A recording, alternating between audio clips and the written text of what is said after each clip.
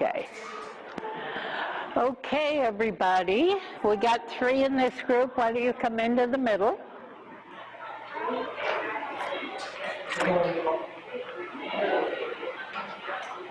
So we have Megan. We have Jaquela. Huh? Jamia. Okay. I'm trying to learn Spanish. And whenever you see a J, it's supposed to be pronounced as an H in Spanish. So I'm not good with the names that start with the J because I have to tell my mind to change it. So, good. And Jaquela? Good. So, did you watch the last group? What did you get out of the last group? Can you tell when I'm an instructor or coach what my really special things that I concentrate on? Could you tell from the last group? What? Pick one out. Like what you told them? Huh? Like what you told them? When I'm coaching, what was I telling people a lot?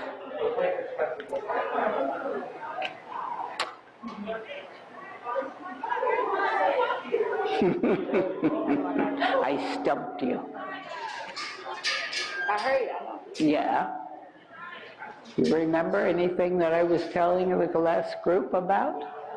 No? Megan? Horses, for some reason, horses go where you look. That can be a really good thing. So if you're riding a horse and you want to go that way, you look that way, and the horse will pick up on it and want to go there. Okay? But if you are looking there, down to the ground, that's where the horse goes, right to there. And then what? You don't know, okay?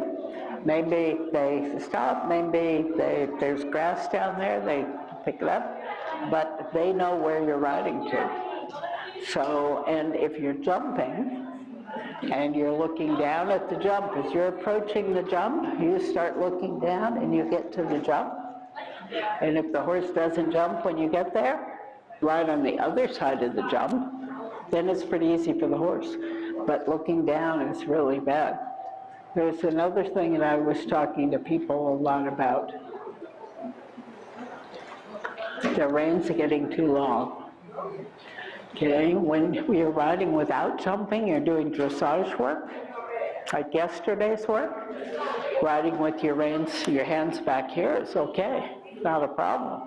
But when your hands are back here and you're jumping, all of a sudden the horse puts his head back here a little bit.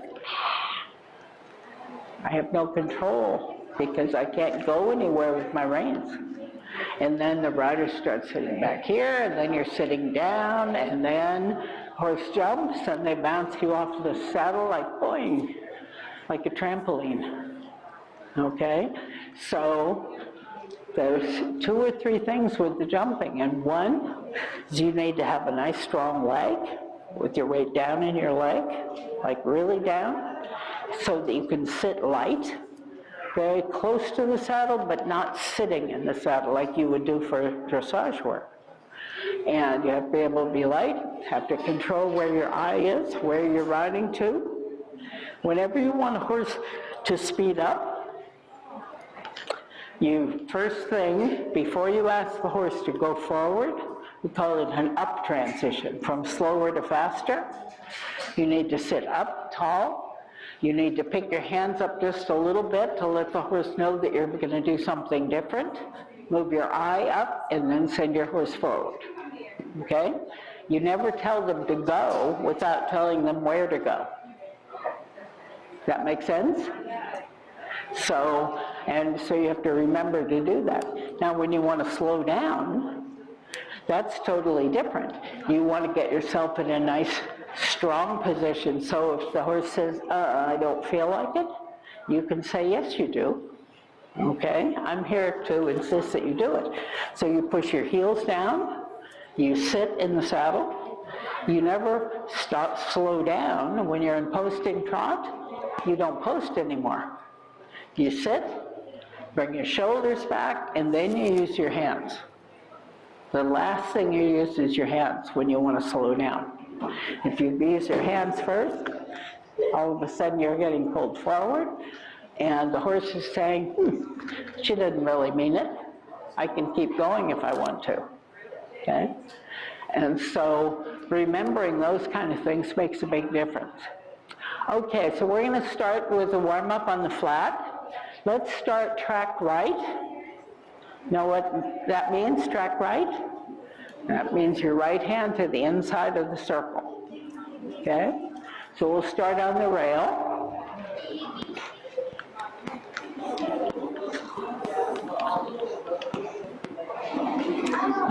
Good.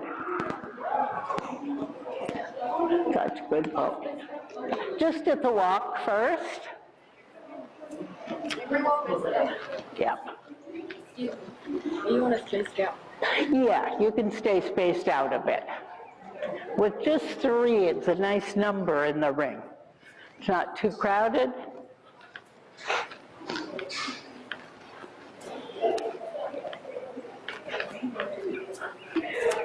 That's good. So when you're riding, if you're riding the horse, get in the habit of having your reins in 2 hands, okay? If you are just sitting on the horse, like sitting on the sofa, a lot of trainers will say, why don't you get off of the horse and go sit on the sofa, okay? Horses aren't meant to be something to just be sat on. So carry your reins in 2 hands.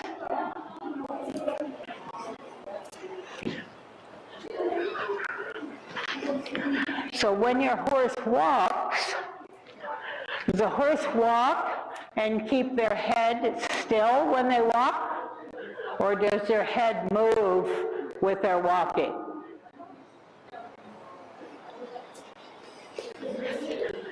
Okay. So, Jakayla, does your horse move when they're walking? Head move? Yeah, it nods, right? When you walk, do you hold your arms like this, or you let your arms move? Okay? That's the same with the horse's head and neck. It moves. So that you have a little light contact. And contact means that you had a piece of string, one person held one end of the string and someone else held the other end. Can you take any slack? You don't want to loop in the string. You want to take it so it's nice and straight, but not pull on it too hard.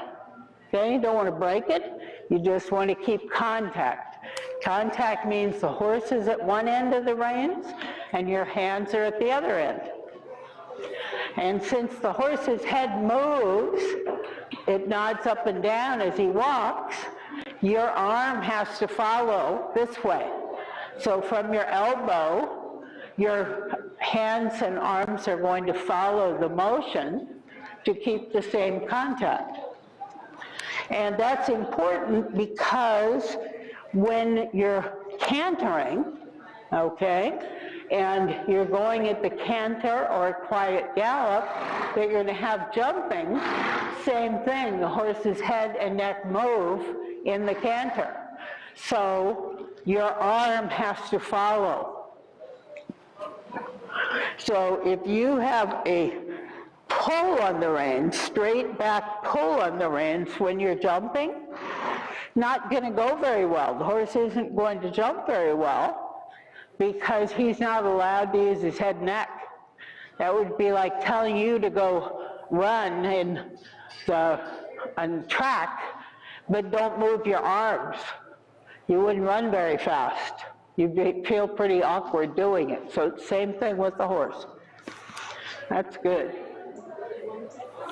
So when you're going to ask your horse to go forward, speed up, I want to see you adjust your reins, shorten your reins, 2-3 inches at least, shorten your reins, look up where you want your horse to go and ask for the trot. So adjust your reins, eyes up, and trot. That's good. Eyes up and trot. Eyes, good. That's the way.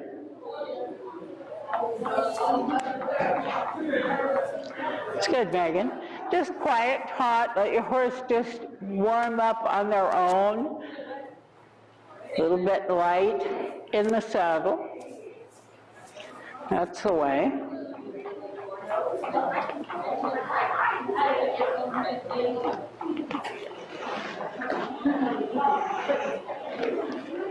It's good. Can I adjust your stirrup? Add some pony to stop. Aha. That's the way.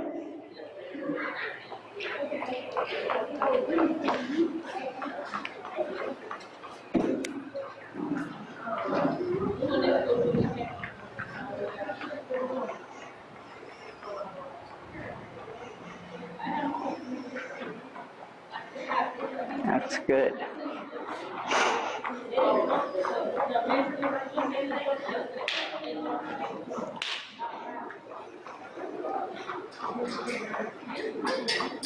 A little bit shorter reins. Jamaica especially, little shorter reins. Don't look down. You can learn to feel what it feels like to adjust your reins. That's the way.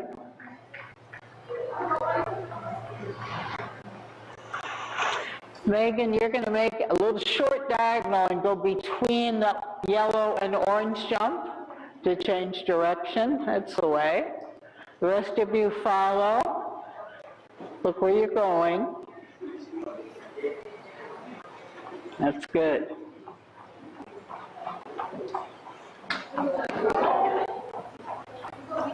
Very good. Very good.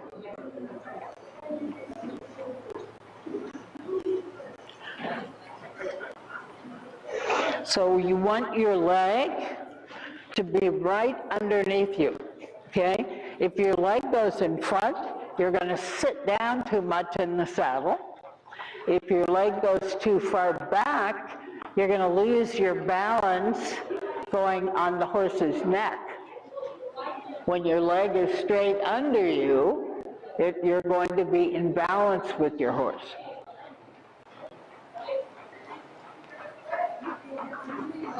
So stay in the same trot, and let's stay in a half seat. It's away. So don't look down. Place your hands in front, and then stay out of the saddle but close to it. And I want you to feel like your heel is going lower than your toe. So for some people, you feel like you're pushing your heel down. Other people, it's easier if you feel like you're bringing your toe up a little bit. It's good. That's good. Stay really close to the saddle. Now, when we want to go from 2-point back to posting, we're going to just sink down into the front of your saddle and pick up the rhythm of posting. Good.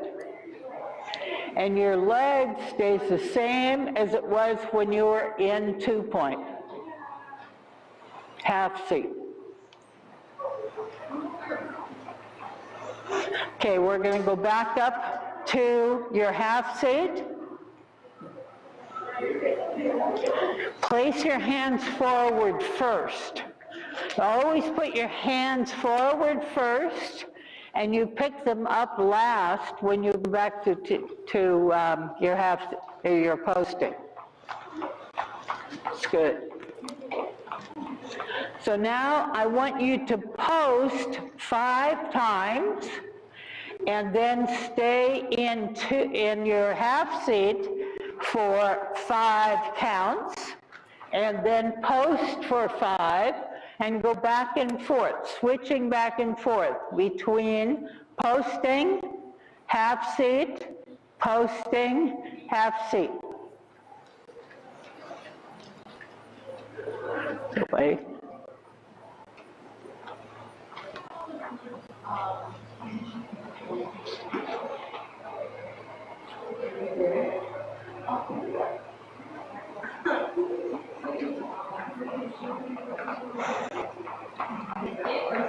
So only 5 times posting, 5 times half seat, 5 times posting, 5 beats half seat.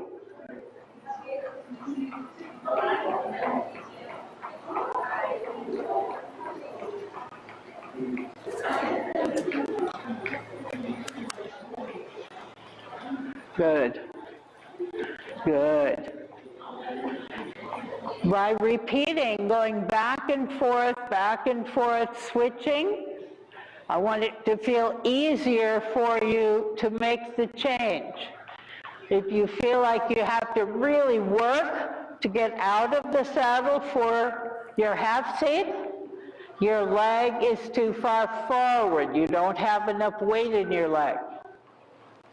If you feel like you fall back in the saddle, that's the same thing. Your leg is too far forward.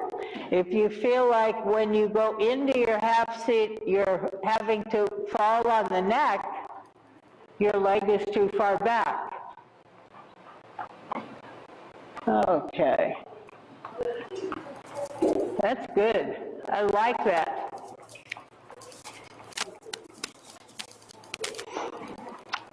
So, Jaquela, really good. That's helping your leg a lot.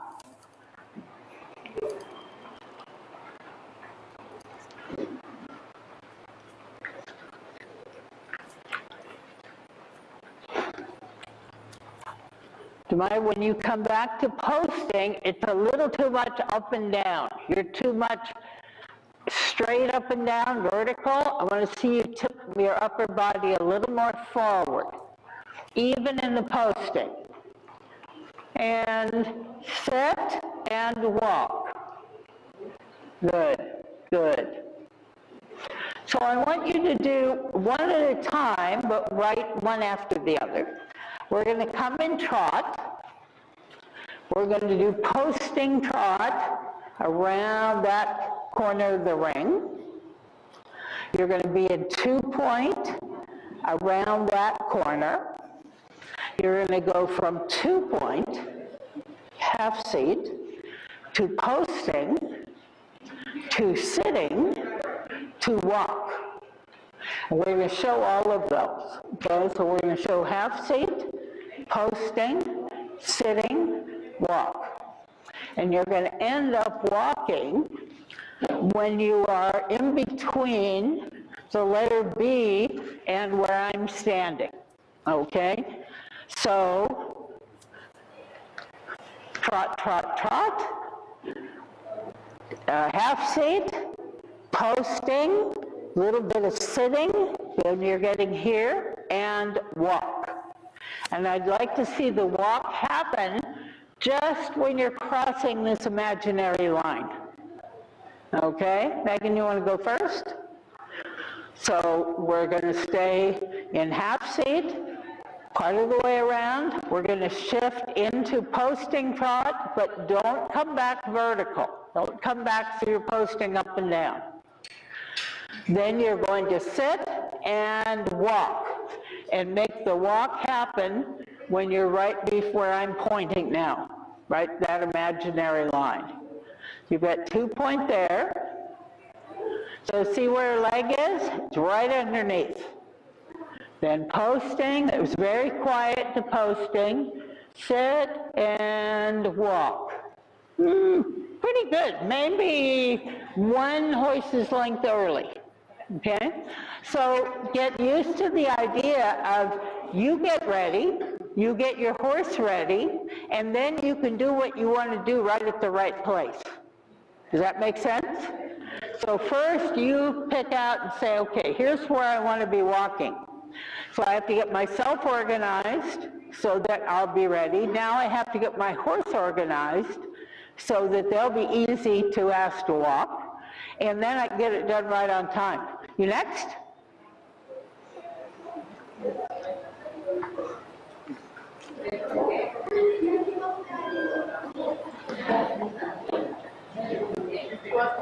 You're going to come all the way around the end of the ring.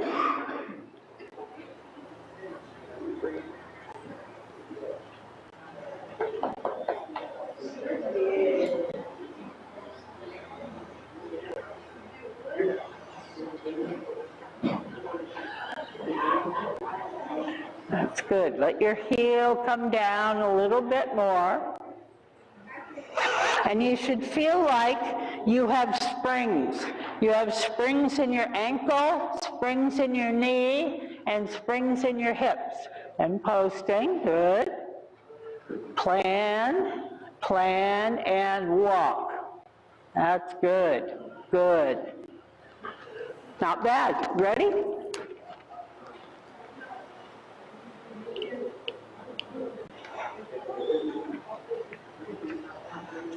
Okay, a little shorter reins, and close your fingers on the reins. You don't make a fist, but you close your fingers. Lots of people say the feeling you want is like you're holding a bird. You've got a little bird in your hand, and you don't want to let it fly away, but you don't want to squeeze it to death either, okay? You have to be careful, but you also don't want the bird to be able to fly away. That's the way. It's good. It's good.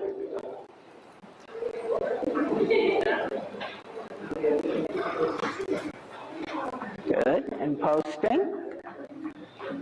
Sit. Walk. Good. Okay. Now when you want your horse to come back from faster to slower, if you do it, prepare and do it the same way every time, the horses get to be really smart. So right now, when you're telling him to slow down, you're pulling. You guys ride better than that. You learn to ask the horse by the preparation is the same all the time.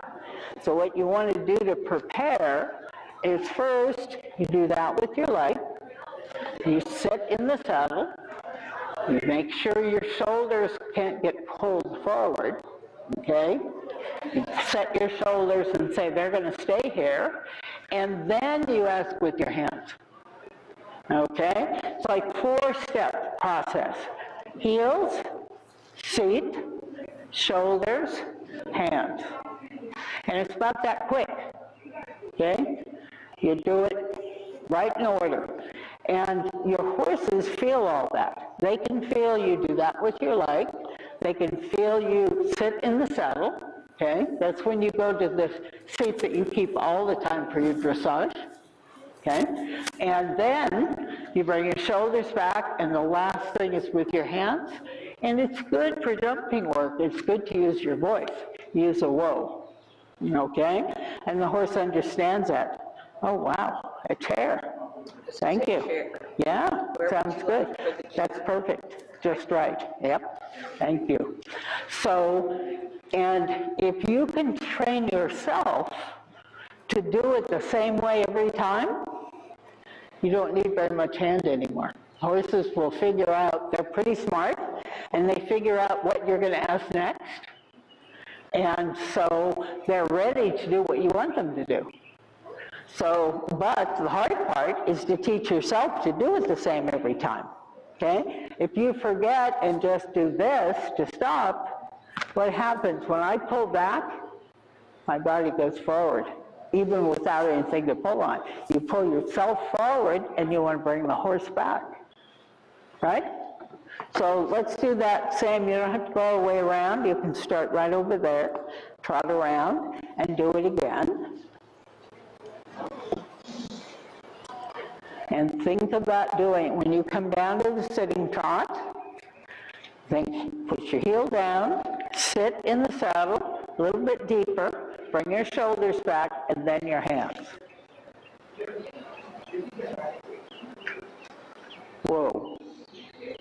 Better, easier, huh? And your horse will figure it out very, very quickly, okay? You try it too.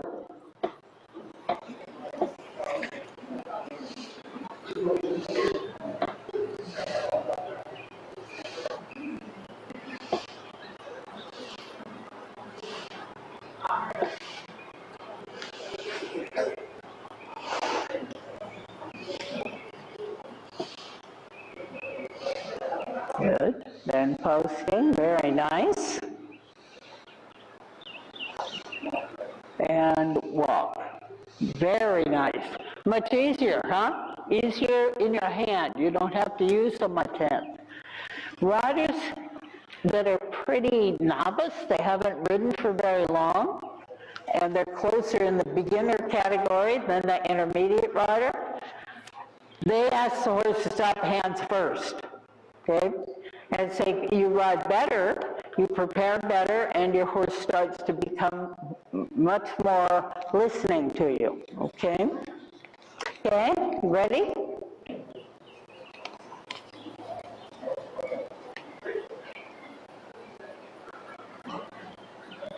Make your reins a little shorter.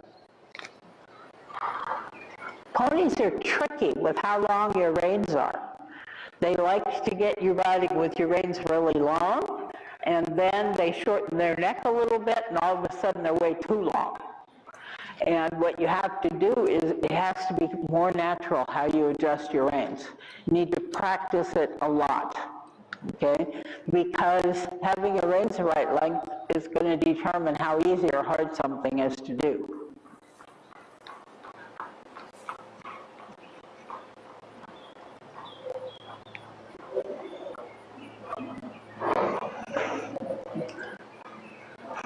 Okay.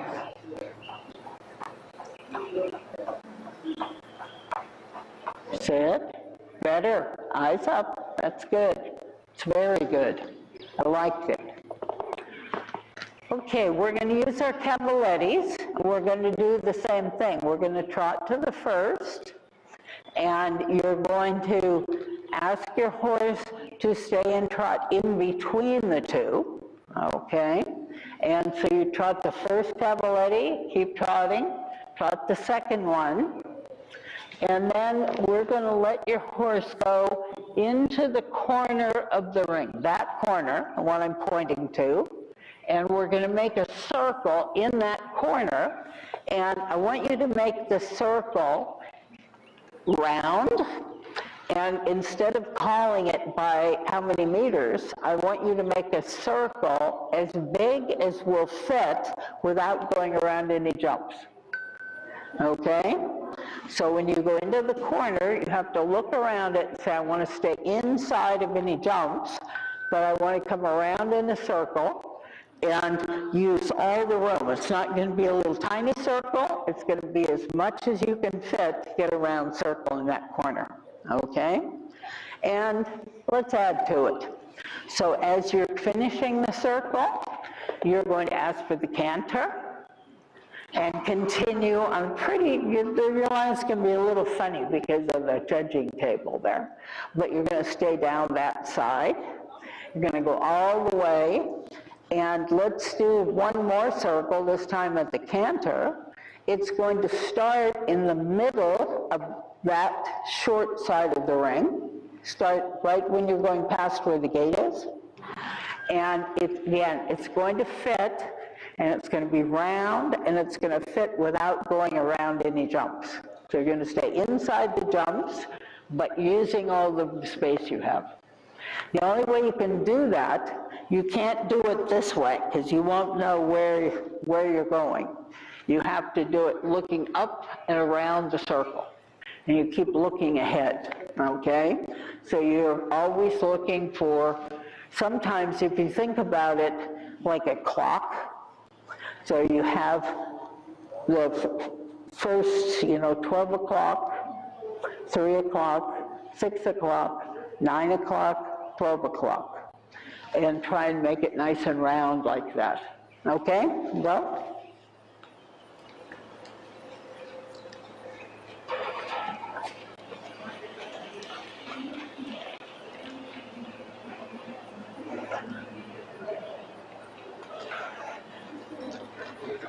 So we're starting with an exercise that has a whole lot of different parts to it.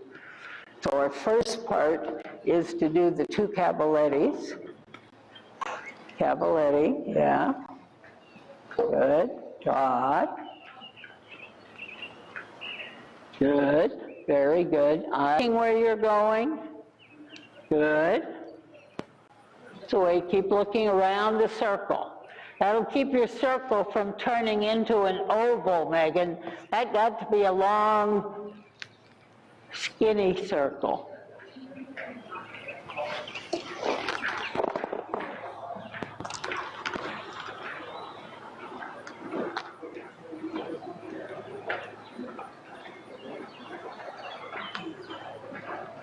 That's good. That's good. Really, really good. I love this circle. That's just right. You know, the reason I liked it is because it was very symmetrical. This half of the circle was the same as that half of the circle. When you did the circle down there, the first half was pretty nice. The second half got kind of bulgy, went out too far. Okay, you ready? Whole pattern.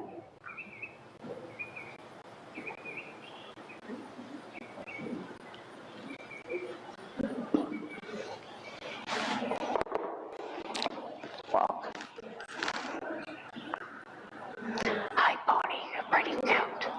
Yeah. You're a good pony, aren't you? Yeah.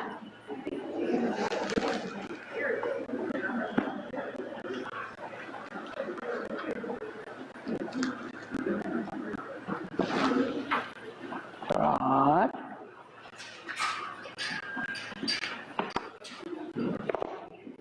Just trot. Look around the circle. Keep looking around. Keep turning. Ooh, we like to make long circles down there. Canter.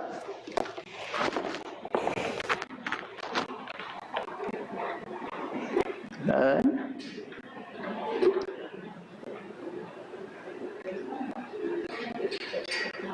Good, good, good. Pretty nice. You're took a little too long to get the canter. So I always know when the canter comes a little late, I can always know that the rider was a little bit late to think about, oh, I need to be ready to get the canter as I finish the circle, okay? And then if your horse is a little bit slow to react, the first time is not too surprising. Next time you have the pony a little bit more ready, and then it'll happen right on time. But when for dumping things, if something doesn't go right, you're still thinking, how do I fix it and keep going, okay? I don't stop thinking and go, oh, that was a mistake, so I need to start over or something. You think I need to fix it the best I can and keep going. Okay? We're ready?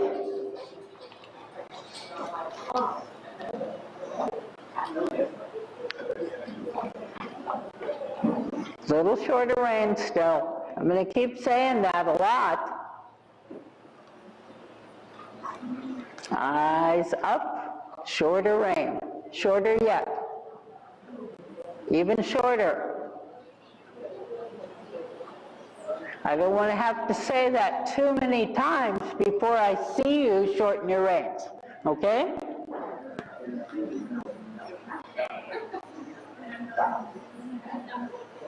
Okay. And trot.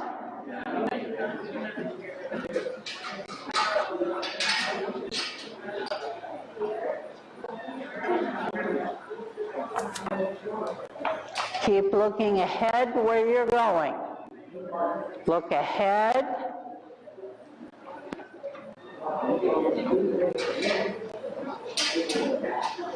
Don't sneak your eyes down looking at the top of the pony's head and neck. Keep your eyes ahead. Atta girl. Nice and round circle. Good, good. Canter.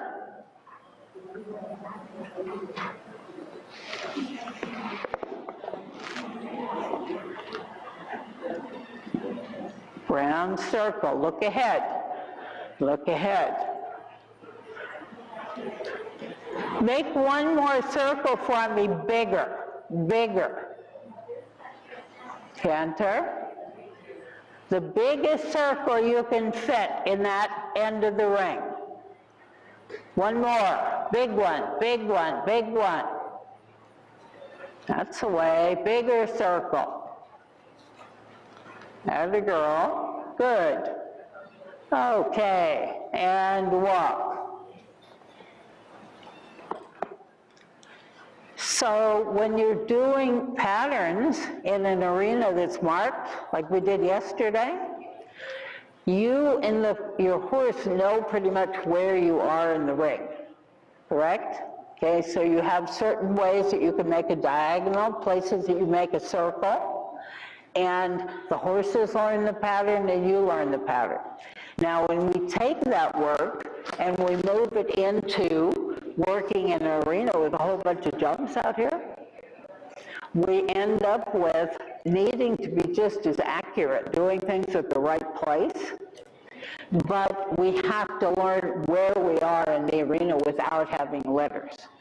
So that's why when we do circles, when we say we want to start the circle by the gate, so, and then we want to fit whatever circle will fit into that area. Okay?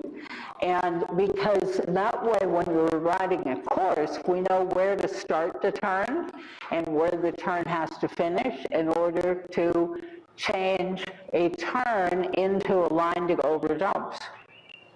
So, and like when we're doing this one with the cavalettes, you're coming on the approach, you're coming on a curve, not a corner, but a curve. And you want that curve has to turn into a nice straight line that goes over the two cavalettes. So we're going to do similar, but we're going to start in canter at that end. Now if your horse is ready and picks the canter up as they're coming out of the circle, you don't have to worry about the lead because the horse will pick up the correct lead. So finding a good place to do it will help. But you have to be ready to ask for the canter. Once you're on the straight line, a little harder, okay?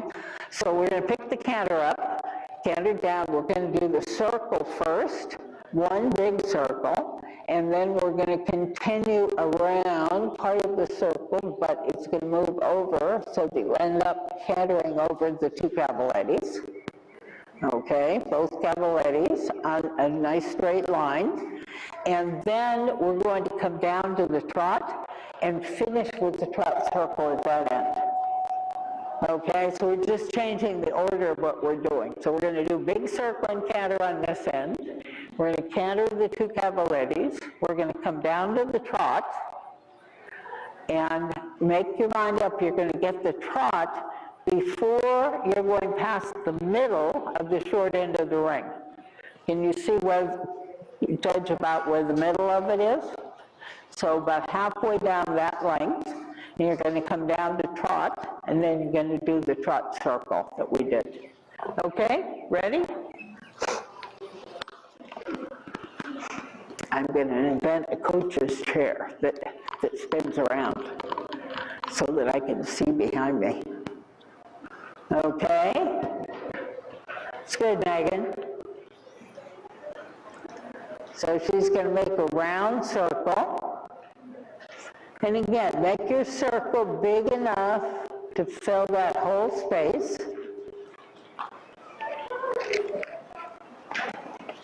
Then she wants to stay on the same rhythm. Yep. Yep.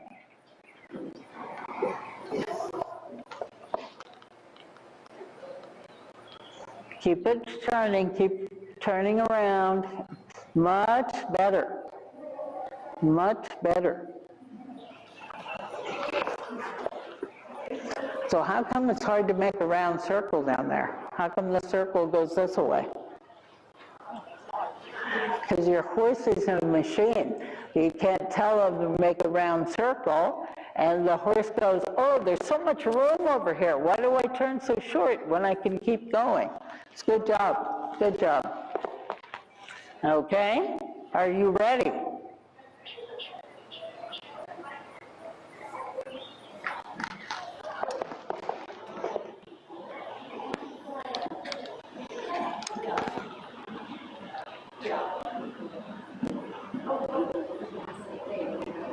Look ahead. That's it. Atta girl. Look ahead.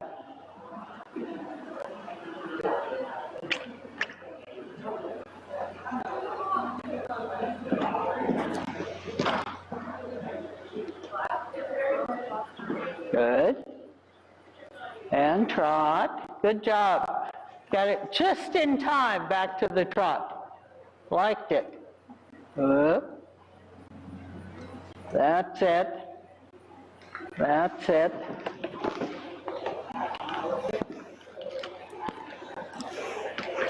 Very good. Liked it.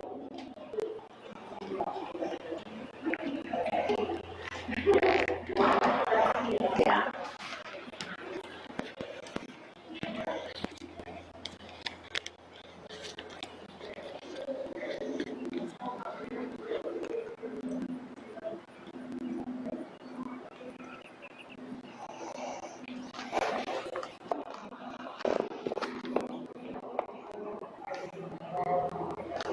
Is it Jamia or Jemiah?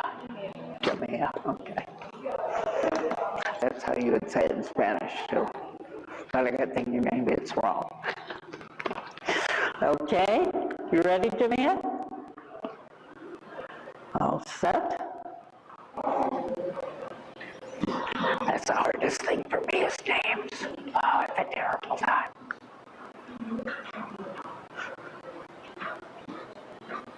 I always meet a whole bunch of people at the same time, and then I can't keep the names straight.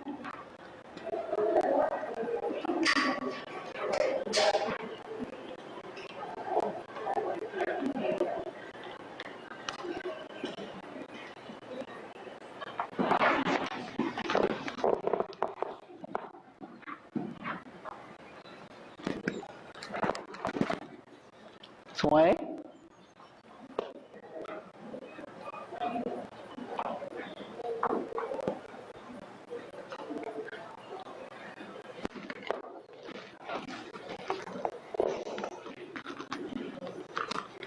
It's good.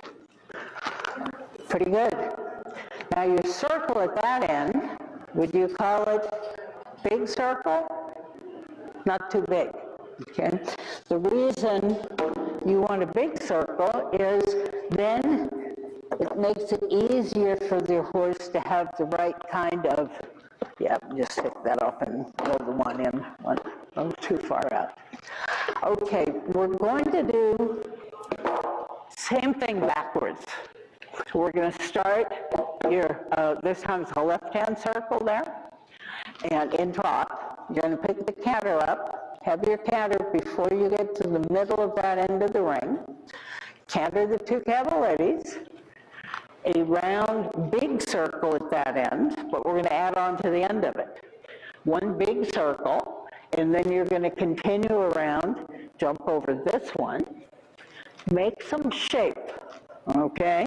Don't let your horse go down the side and then beeline for this one because it's a bad approach. So that means you need to stay tall, push your horse over with your inside leg.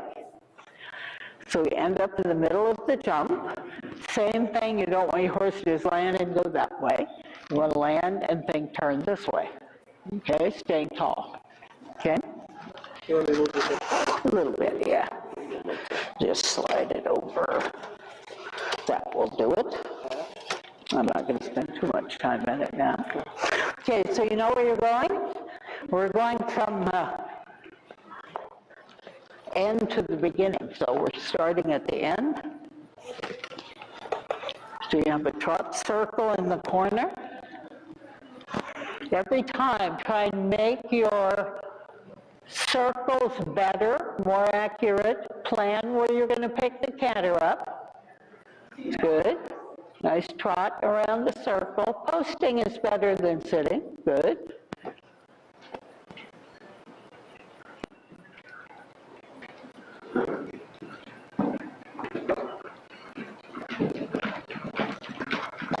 Good, good.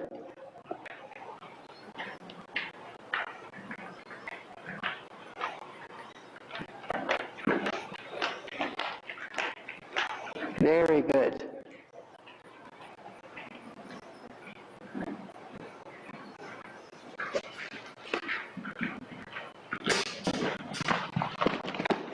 Really nice. Really nice.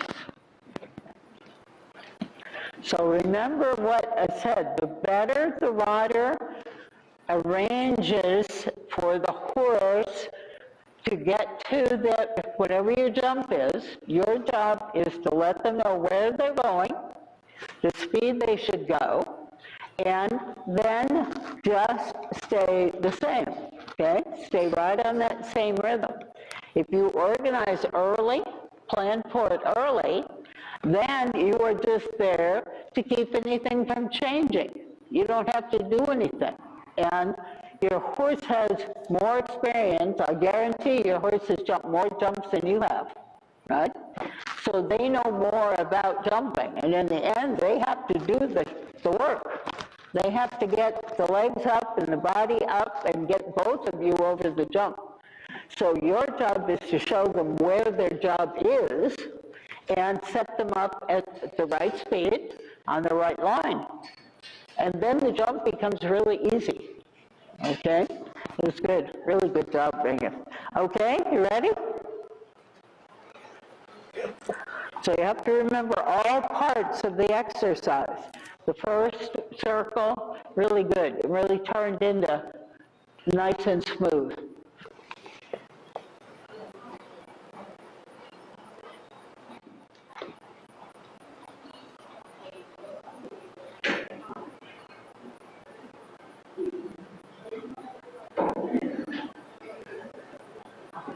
That's the way. And get, yes.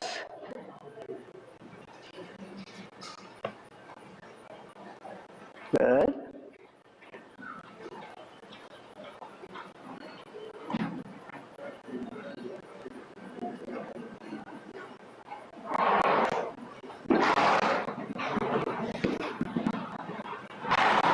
Good job. Good job.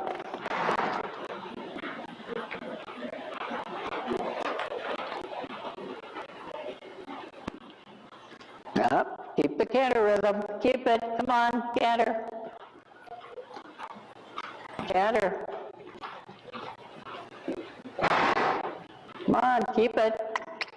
Atta girl. Atta girl.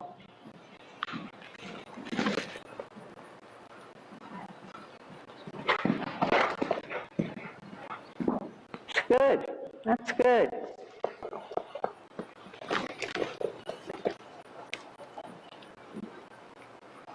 So lots of times when you're riding, you have to work really hard for a while to make it easier. Okay, that sounds kind of stupid, right? But when you work hard and to make your horse wants to prefer to trot, you have to say, no, we have to keep canter. I want the canter, I want the canter, I want the canter. When you work really hard at the beginning, then all of a sudden the pony starts to help you, and you don't have to work hard anymore. So it's better to be really strong about it, really determined about it. And you have to react if you feel that trot coming on, they're about to shift gears, get right on it, correct them really fast. And if you correct them quickly and consistently every time, all of a sudden they believe you and they go, oh, when we're cantering, my job to keep cantering, and then you can enjoy the ride, okay? Otherwise, if you don't do that, you're going to have to work at it all the time with the horse. Okay, ready? good to me. So you're going to get your trot circle. You're going to look ahead and see where you're going to get your canter.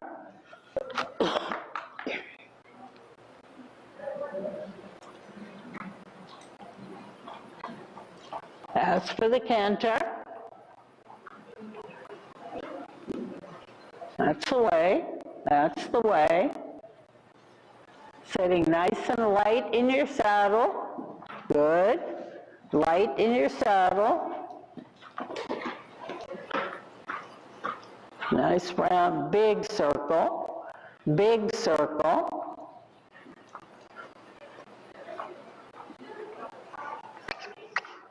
Come on, keep the canter, don't lose it.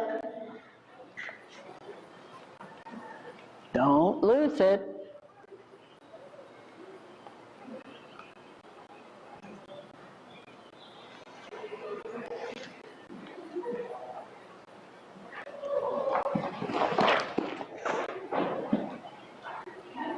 Not bad, not bad. Again, when you get on your horse, you know, the next thing besides knowing exactly where you want your horse to go, so they follow the track exactly where you want them to be, the next most important thing is that the horse goes at the gait you want, that they're not trotting when they're supposed to canter, or canter when they're supposed to trot.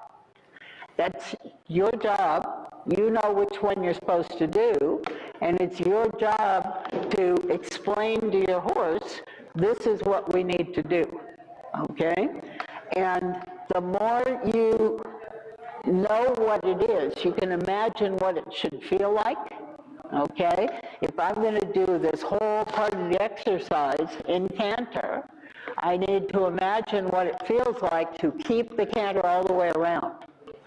And it's very funny because you can tell, I can tell watching, when your horse is about to go from the canter back, fall into the trot.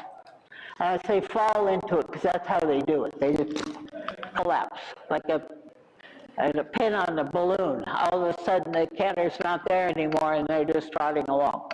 So, and when you're riding, you learn to feel when the horse is thinking, I would rather be trotting rather than cantering.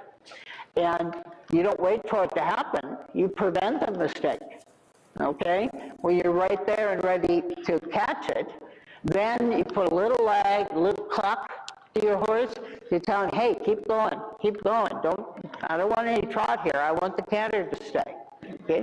And I like with horses, I don't know how much, for me, for doing these kinds of courses and dumps, I would rather the rider keeps the canter without the lead, rather than doing trot changes. Because I think the horses, when they do it long enough, they're looking for the chance to trot anyway. And it destroys the rhythm more to change gears and go back again. You know, later in different situations, if it's, you know, your biggest combination you've ever jumped will get the lead right. But on this kind of thing, for me, the horse needs to understand to keep cantering so that they're not just looking to slow down.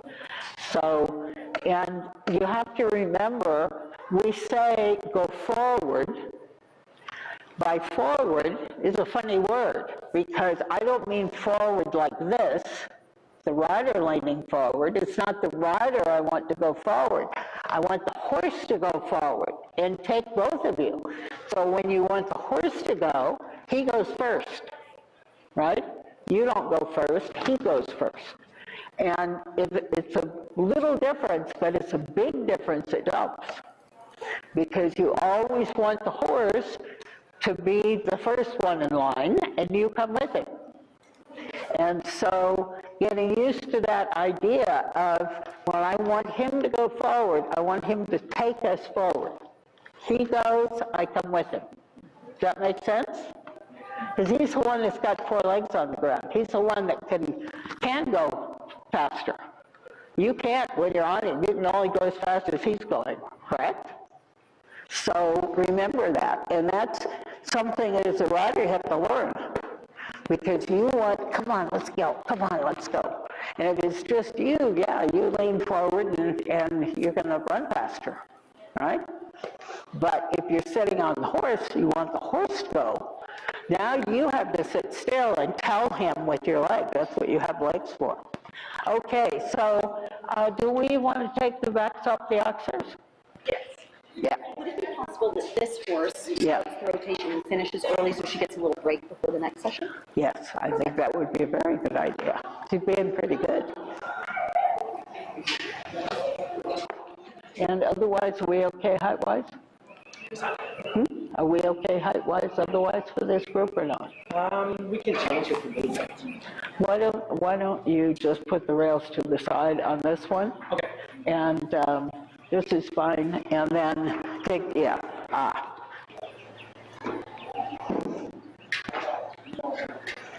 I think, yeah, there you go.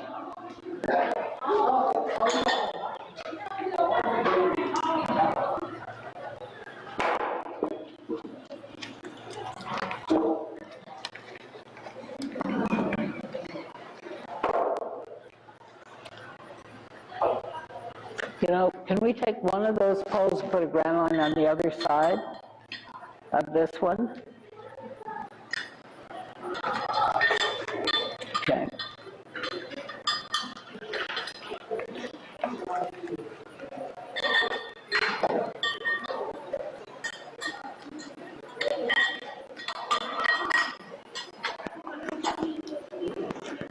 Let's take one of those poles and put a ground line on the other side of that one, not too far out, but a little bit.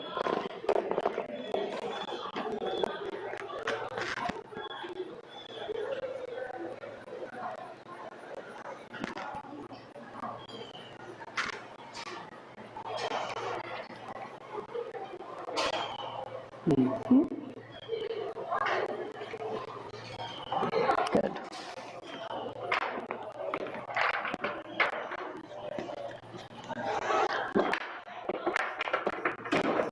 So we're going to use the jumps just a little bit different. What we're going to do is we're going to get a canter down the side. I would like you to use as much room as you need going down that side of the arena to get a good canter. You know, circles are a good thing when you need a circle. But riding, what you're trying to do is not need the circle. When you need a circle is when you don't have your horse going, okay? They're not going forward, or you're not very organized yet. Then riders make circles. And you shouldn't need more than one circle to get organized before you start. If you need more than one circle, you weren't riding very well at the beginning. Okay, didn't have your horse ready. So what we're going to do is we're going to canter down the side, around the end. We're going to jump over our orange with the flowers, going that way. We're going to go around the end of the ring, and we're going to do, yeah, you can do it the first time. We're going to come around. Instead of coming between the standards and going straight, we're going to come right alongside this one, but to this side of it. And you're going to ride right to the middle of the jump. So you're on a little bit of an angle, okay? And then what I would like you to do is continue straight, continue like you're going to jump the yellow flowers on that side, just on that line. You're going to sit up, make a right-hand turn, jump this one to those poles. Okay? Does that make sense? Yeah. So we're on the right lead canter. We're coming around. We're going to jump the orange. You're going to go around. You're going to stay very close to that standard. A nice straight line that's on a little bit of an angle. Okay, it's going to meet this one, a little bit of an angle. And you just have to be very clear We're not going to this side, we're not going to that side, we're going to go right over the middle. You're going to keep going, eyes up, just like you're going to go jump the yellow flowers. Means eyes up. Then so they come around to the right, and you're going to find a nice straight line, and the straight line is going to take you over the jump the yellow part of both of these, okay? So we've got steering exercise, okay?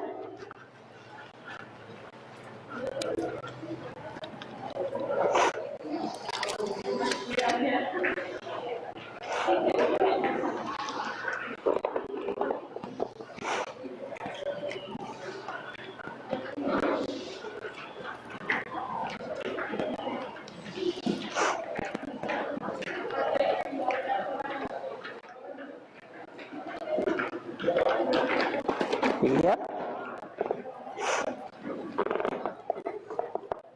So watch where she's going, how she's getting there.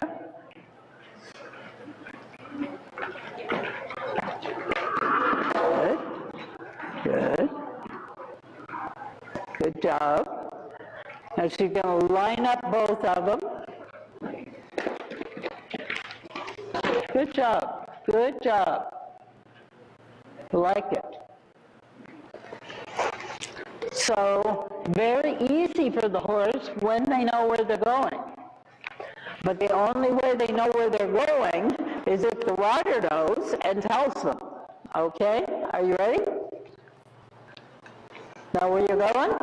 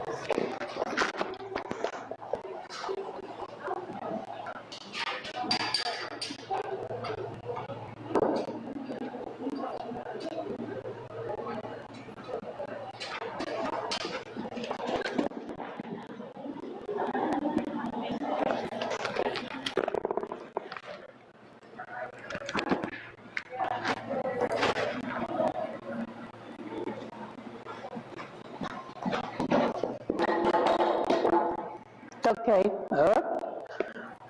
What happened to our right turn?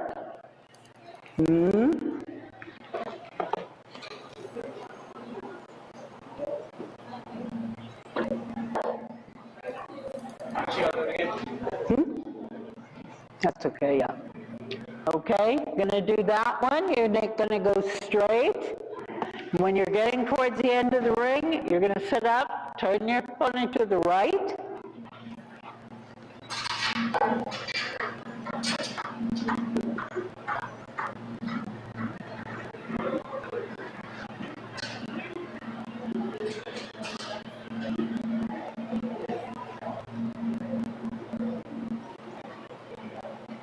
Rein short. Straight, turn to the right, your other right, right's this way.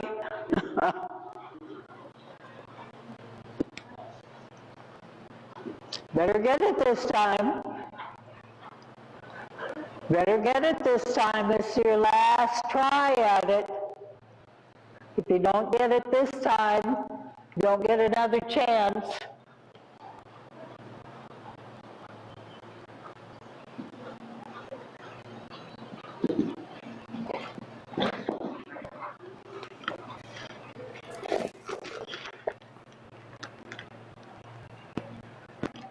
Jamia, can you explain where she should have gone?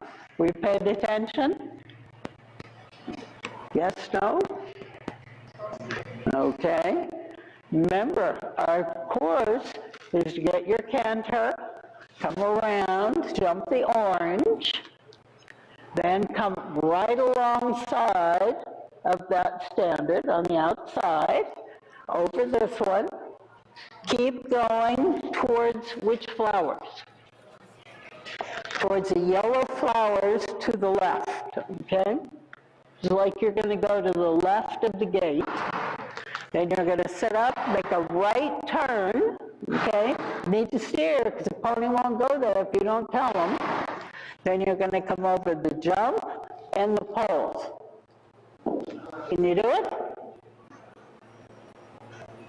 Jamia, you set? I know you can, but you're going to have to concentrate to get it done, okay? Give it a try.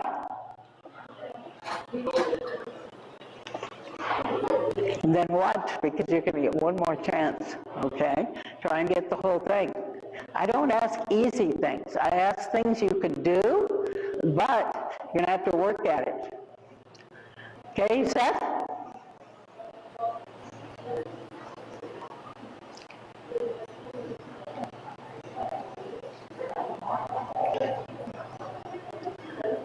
Good. Shorten your reins. Shorten them more. That's good. Plan where you're going to pick your canter up. Okay? You did it really well from the trot circle, picking up your canter that time. It was perfect. Try and do it like that. Trot around, pick your spot where you're going to ask for the canter.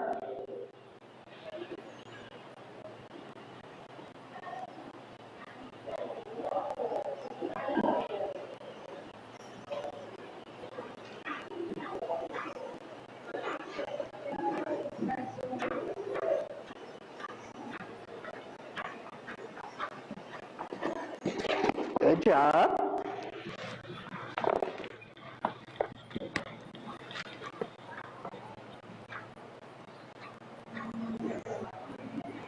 Right to the middle, right to the middle. Okay, now turn, yep. Line up, yellow stripe to yellow stripe. Yellow. Okay, not bad, not bad. Good job. So this is the hard part about riding, and I ask things that the rider has to explain to the horse what to do. If I want to see if your pony is good, I don't need you on the pony, okay? I can tell the pony can do whatever he wants to do and do it pretty well. So it's really hard to think ahead, plan what you want to do, and then make it happen. Don't give up, okay? Just really think, I'm going to make it happen. Go ahead and do that pattern one more time for me, okay?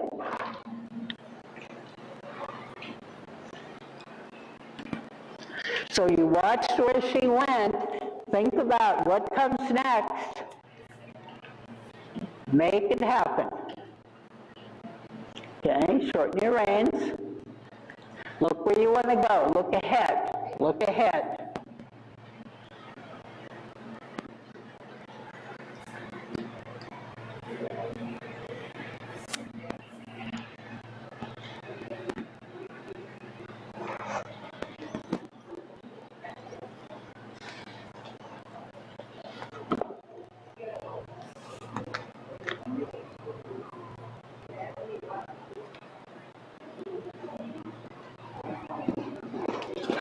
Yes, really good. Look right where you want to go. Know where you're going to turn. Good. And turn. Other way. Turn, turn, turn, turn, turn. That girl. Gather up those reins.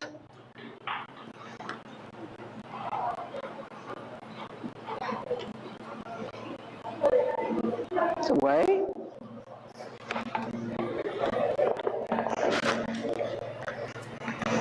I want you to do it. So when the steering gets hard, and this gets hard, the way we do it, we're still going to get it done, but we're going to do it going slower. We're going to come at the trot. Listening? Listening? Atta girl. We're going to come at the trot, and we're going to ride right towards the side. Okay? Right towards, see the bridge up, giddy up sign? Right towards that. This time you're going to have to really work hard to turn. Right hand. Which one's your right hand? Atta girl. You don't mix them up like I do. So you're going to trot over the jump. You're riding right towards the sign. And then you're going to use your right hand. Tell the pony to go that way. Pony really wants to go that way now, right? Really wants to. But when you're strong, you can do it. You're going to turn to the right, and then you're going to come around, and you're going to trot this one and go to the poles. Okay? If I didn't think you could do it, I wouldn't ask you. Okay? You can do it. Make your mind up. Just this, the right turn, and these two.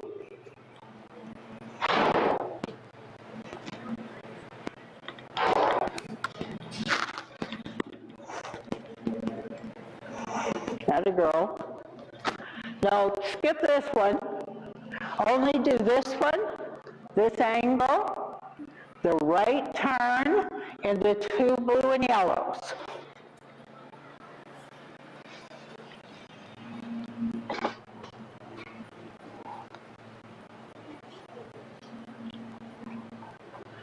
Just trot, whoa.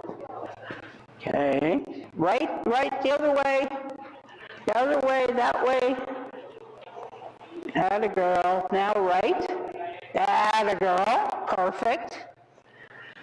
Yellow stripe, yellow stripe. Very good. Very good. Not bad, okay? It's hard to do. When the pony's got her head that wants to go that way, you have to work to go the other way. But when you make it happen, then the pony starts to go, hey, I know who is driving this boat, okay? I know where I'm supposed to go. And this sport, sometimes it's easy and sometimes it's hard, okay? When it's hard, you figure out and you make it happen, and then you go, I can make it happen when I want to, okay? But it's up here for you and for the pony. If the pony believes that you can do it, then they get easier. When the pony thinks, if I just stay really tough and I insist, I can make it happen my way, okay? Are you disappointed or are you pleased with yourself? Why are you shaking your head? You want to do it once more? Yeah, do it again. Still trotting, come on. Because we're going to finish with this pony, and you're getting from the lesson today, you're getting not how to ride, but when you need to get determined and make it happen. Like I say, if I didn't think you could do it, I wouldn't be asking you. So I'm going to stand here and turn that away. That's it. That's it. Oh, sit up, sit up, sit up. Atta girl. Good recovery. Good recovery. Yep. Yep. Can you grab the cup off of that side? It's bothering me. Yep. Atta girl. Come on. Yeah.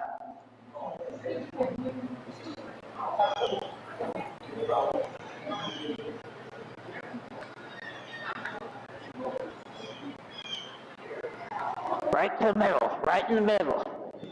That away. Now right hand, atta girl. Good job, good job. Yeah. Now when you do it good, you do it really good. I liked it. That's a much better victory than having the pony do everything perfect the first time, okay? You prove to yourself you can do it, good job, okay? Give yourself a pat on the back, okay? Or let me pat you on the back. Girl, good job. Okay, pony's got to rest because it has to work again. We'll go with that. That's good. Okay? Let's do, pardon? So, I like to push riders to do things because part of riding is being able to make your mind up. And you just have to go, I believe I can do it, I just have to focus on it, and I can make it happen. Because if you don't do that, then you ride the horses, and your horses figure out so fast that the rider will give up. So if they go, I feel lazy today, and you tell them to go, they say, no, I'm not going to go. And they say, make me. Or I want to go too fast, and you say, no, slow down, and they say, no, forget it, I don't have to. So being able to know what you want to do. So let's go ahead and do part of our original course. So we'll do orange, across the middle. Let's do, instead of the line, we're going to do orange across the middle, single yellow, single jump here, and then we'll do the line at the very end. Got it? Okay? Because I might not after lunch, so you might have to remind me. Orange, middle, okay, yellow, then orange again, and then this single one, this single one, yep, and then the two. You watching? Because you're going to go second, so you're going to show you. Okay? 3, yeah. 4, yeah. 5, yep. 6. Yeah. The easy ones, the two single ones come almost at the end.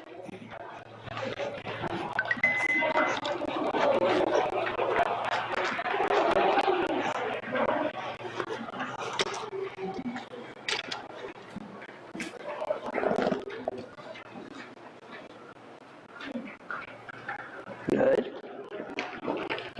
Yep.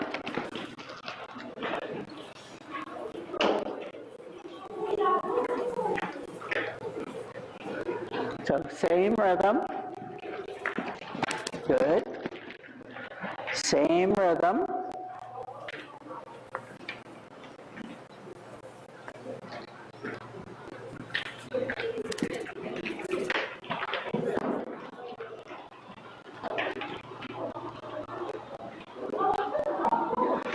Oh, you're okay. We need the orange the other way. That's fine.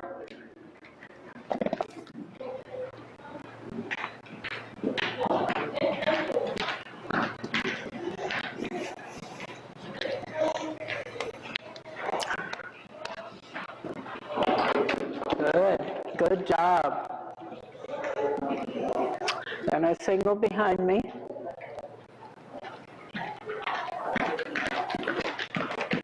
Yep.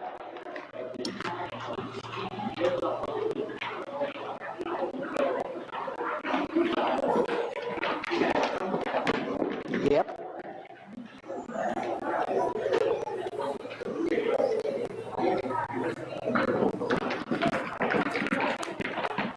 Good job. Good job. I love it. Love it.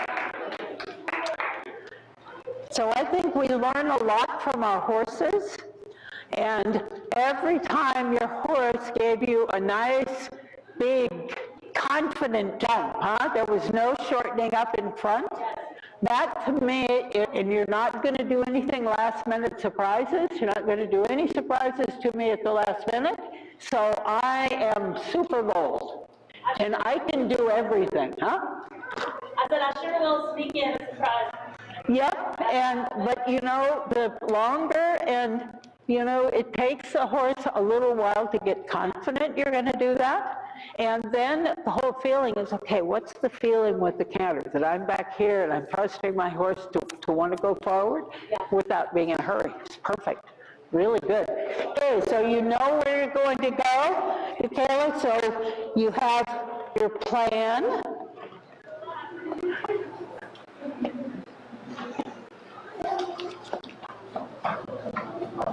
So eyes ahead, eyes ahead.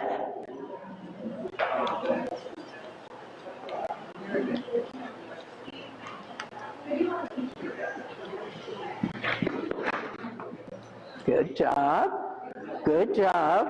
Get your canter back. Look ahead, look ahead, look ahead.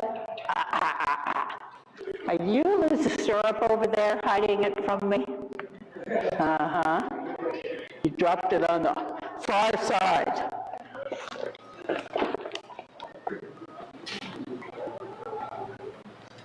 Push your heels down and that won't happen.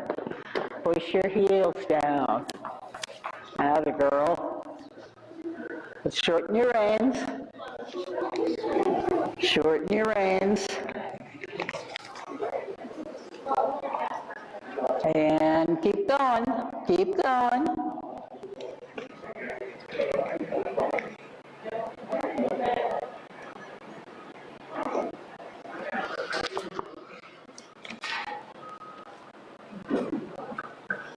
Know where you're going next? No? Okay, stop for a sec. So we're going to canter over this one, going that way. We're going to go around the ring, and we're going to come over this one over the middle. Then we're going to go around the end of the ring, and we're going to do just the yellow and brown. You don't have to do that one yet. Okay? So just that one. After that one, you're going to go, not make Megan's mistake, you're going to turn and you're going to do this orange one going that way. Okay? Then it gets easy. Go around the ring, single jump. This one going that way, straight, don't have to do any angles. Okay, straight ahead. You're going to go around the ring, you're going to do, I can't tell, is that blue, red, and white, or is that black, red, and white? It's real dark blue, huh? Okay, that one. And then you're going to do both jumps in a row. Okay? So orange going towards the barn, across the middle of the ring,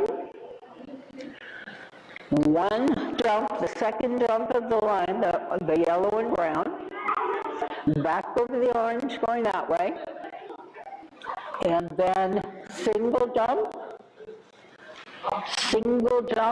navy blue and red, and then the last two jumps. Okay? Go for it. Nice short reins, and make yourself look out further in front of you. It's where you want to be looking. Further in front.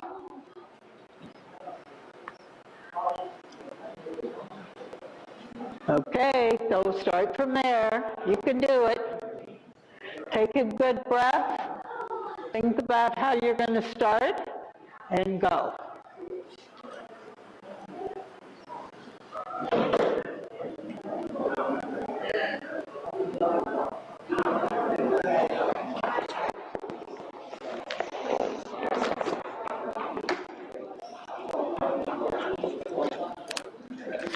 Atta girl.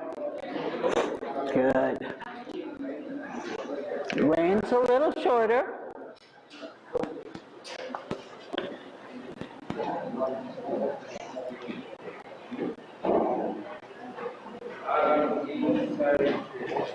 Yeah. That's good. Keep it going. Keep it going. Yep.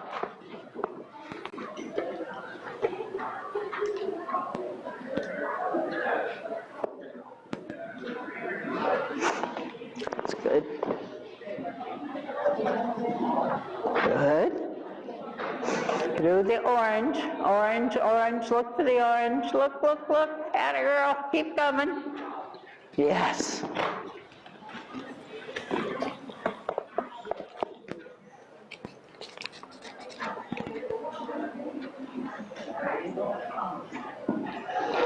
Wow, beautiful. Now the navy blue one.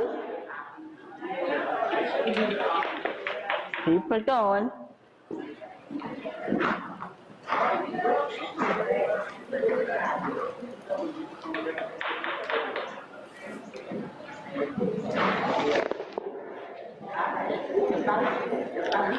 Good job. Very, very, very good job. Okay? So, okay, I have to ask you guys, are you mad at me? Did I push you too hard? Okay. Push you a little bit, but push you in a good way, right? That's what you want. You need to learn, I can figure this out. When it gets tough, I know how to do it. I just have to think about what I'm going to do, and then I have to make my mind up, yep, I can get it done. And you did, okay? You ended up with a beautiful round, a beautiful round. Okay, so, and that's a lot with writing. I mean, sometimes it's easy, you don't have to work at it too hard, and you can just write and have fun. And then sometimes you have to work at it. It's tougher, okay? And you have to kind of get in there and say, I'm going to make this happen, and make your mind up, I can do it. And my job when I come is to push you a little bit, okay? Push you into trying and learning that, yes, you can do it, okay? So, did you learn something? Okay. Was it fun? Sort of. Afterwards it's fun, right? Okay. Lots of times that happens. You do it and you go, that was really hard. And then you go, yeah, but can I do it again? Because it'll be easier the next time, right? It's good though. Okay? Very good. You're a good pony, huh? It was nice. Riding well, huh? Yeah. Riding really well. You ride like that. Whatever the horse is up for you, it's just fine. Thank you. And really solid with your leg and good plan and everything. Thank you. I've been not as consistent riding as I like to be this summer. Just like You're riding like you're riding all the time, so it's nice. Yeah, definitely. We don't, we worry about forgetting or worry that we're not in practice, and horses have taught me a lot. Because horses can not do something for a really long time. If they know how to do it, they can 6 months or a year, and they never do it, and they come right back and they don't worry about forgetting. Yeah. Where we spend all our time going, I must have forgotten because I haven't done this in so long, And if we kind of get past that, it's easier than we thought. It's good though. Good job. Thank you. Yep.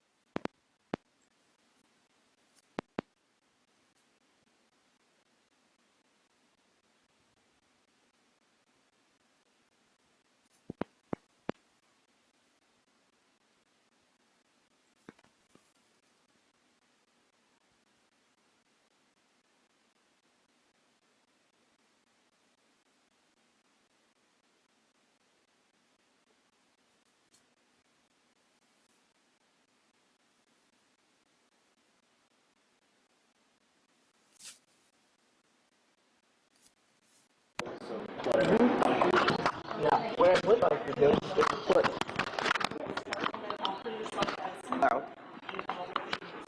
A volunteer. excuse me, ice in my mouth. I'd like to put some random poles. Okay. If we put those poles on that yellow little all the way, little pile of poles. Maybe different ones here. Just like you move that inside the car? Yeah. No, off of the track, random. We'll just put a few here and there. Is it here? Yeah. Okay, don't stand on the cord. I have another group, and you have to stay here. He says, I would like to be in that chair in the middle. I could keep track of everything. That's what she did. That's what she does. I know. No, you stay there. Stay.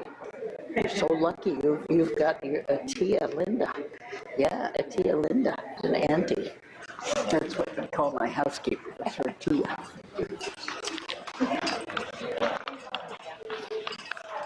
Okay, let me get hooked up here.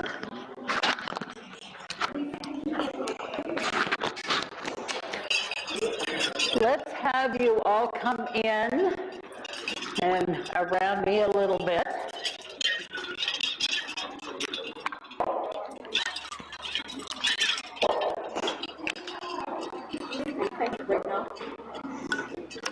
Not now, no. So, question, okay, move around out of the way a little bit further, atta girl. So, question, I've learned in this sport, maybe in other sports, I don't know, but I know for sure in this sport, how much you can learn by watching. If you really watch, okay? You can watch lessons, other people, and they don't have to be at the same level, they can be doing different things.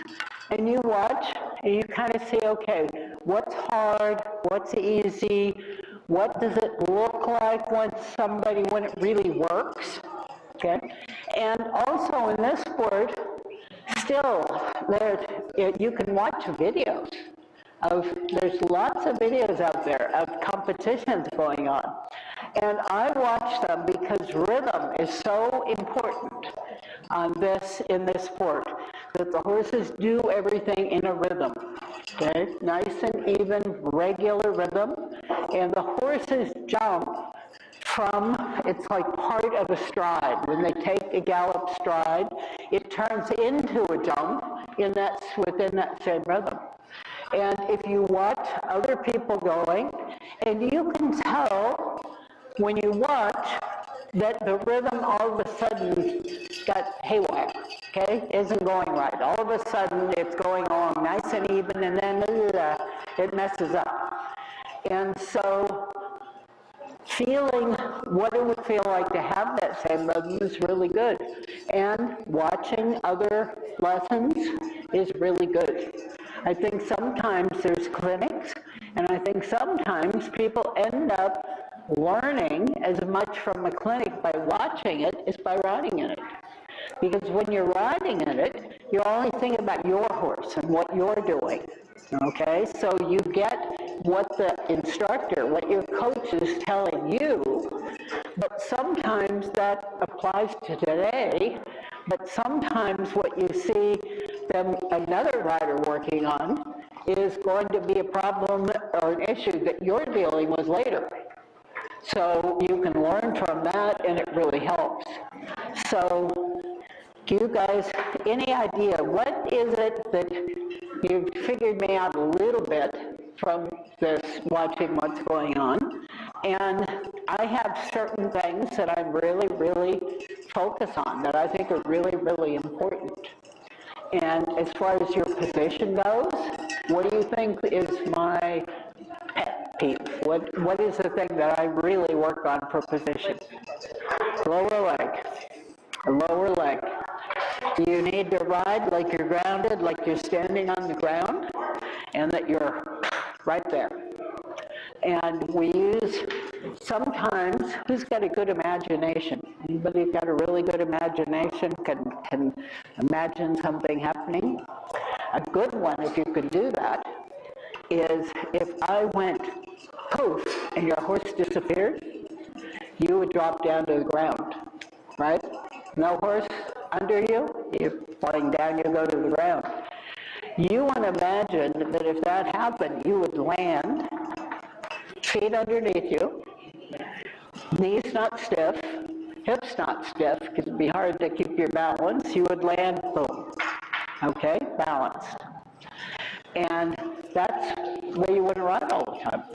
You want to ride your leg heavy, just like that's the heavy part. It counterbalances as long as I can go way over here, as long as I keep myself centered over both legs.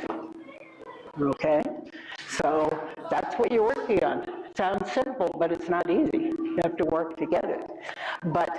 And you can always tell, if I try to stand on the ground and I try to put my feet in front of me, I'm going to sit on my butt, right? I can't stand up if my feet are in front of me.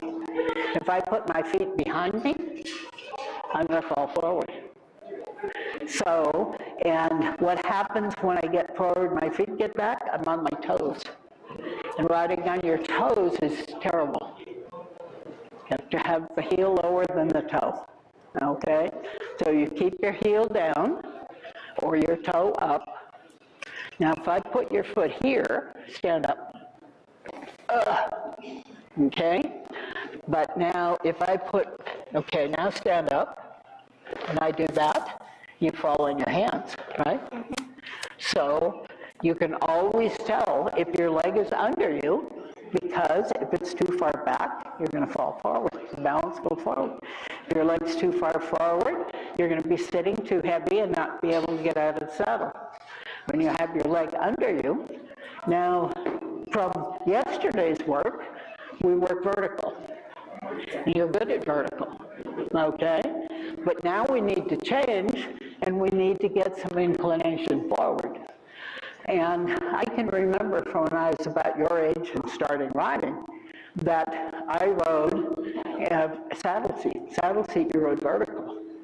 I couldn't tell whether I was a little behind the vertical, leaned back a little bit, or a little in front. It's very hard to tell what vertical is. And if I tipped forward, it felt like, geez, I was way down there, because it just felt strange.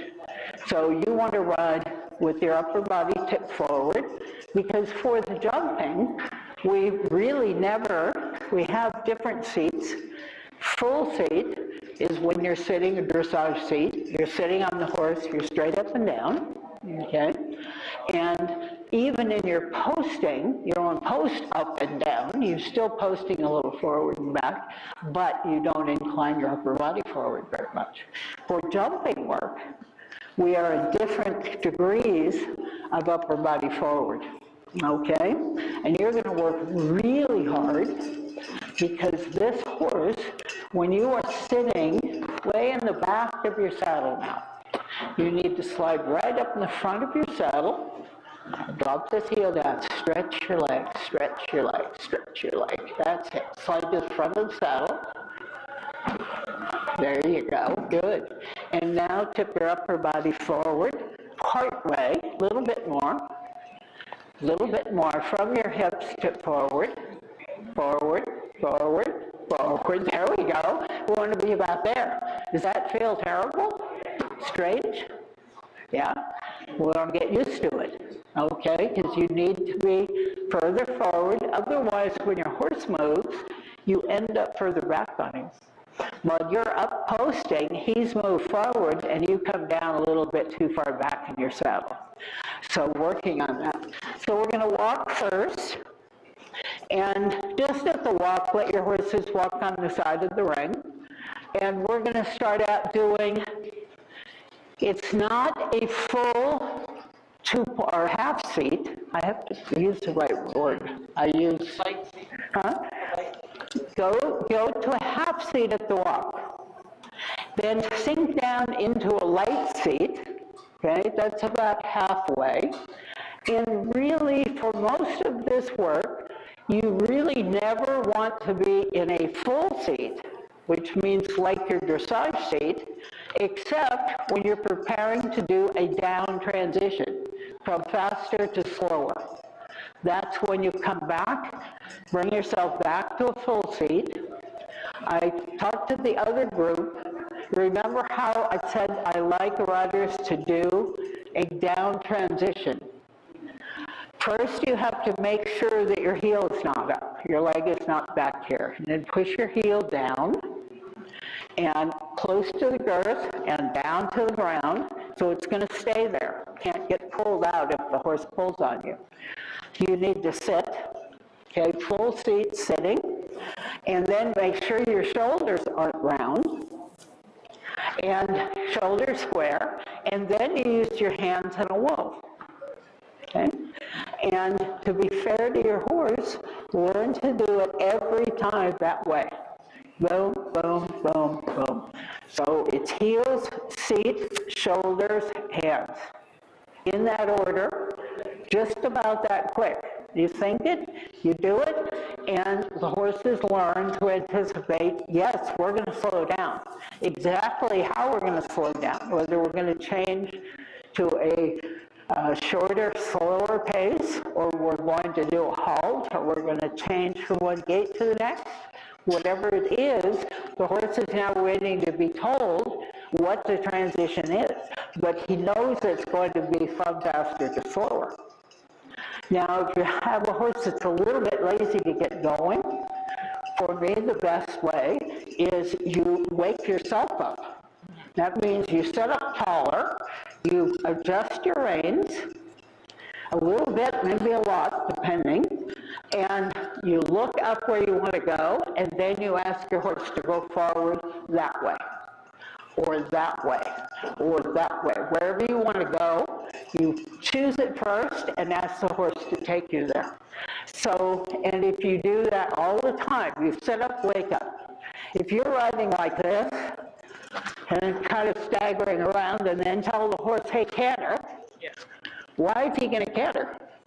Okay, you're not ready to canter, so why is he ready? So you need to sit up, adjust your rein, look where you're going, and ask your horse to go forward. And when you ask your horse to go forward, expect him to go. Okay? If he doesn't go, there's a good way to think about riding. When you ask a horse to do something, we have ask, tell, demand. And you never demand before you've asked them or told them. So ask is just like you're speaking to a friend is with you, and would you do this? And it's in a low tone of voice, it's calm, but it's specific, what you would like, but it is in a very friendly, nice way. Tell means, I'm going to tell you exactly what I want you to do, and now I'm expecting you to pay attention. And then demand. If you don't get a reaction to the first two, then you have to be prepared. I like to call it the make it happen point. Okay, so if you've asked politely, you've told them clearly, nothing has happened, horse hasn't responded, your job then is to make it happen, to insist. Okay? There's one other step in there, and at the beginning. If your horse is all awake and dying to go forward, you allow. You don't even have to ask, okay? Because your horse is ready to go. Same thing if you're riding a horse and you're having to work to keep it going at the trot, you don't have to ask him to stop. He might just plunk his feet down and fall into a stop. Instead, you allow him to stop. Okay, because he's ready already. That's what he's waiting to do. And as a rider, you learn to feel the difference in your horse. It's all about feeling what your horse wants to do and knowing how to explain to him exactly what you want. Good. So let's get on the rail. And we're going to start with thinking about that lower leg. Make your leg long and around your horse. Make sure that your toe is a little bit higher than your heel. For jumping work, there really is no time that you want your toe to be pointed down, okay? If your toe is lower than your heel and you're reaching with your toe, you're not doing it right. Your stirrup might be too long, or you're pulling your knee up in the saddle. So stretching your leg.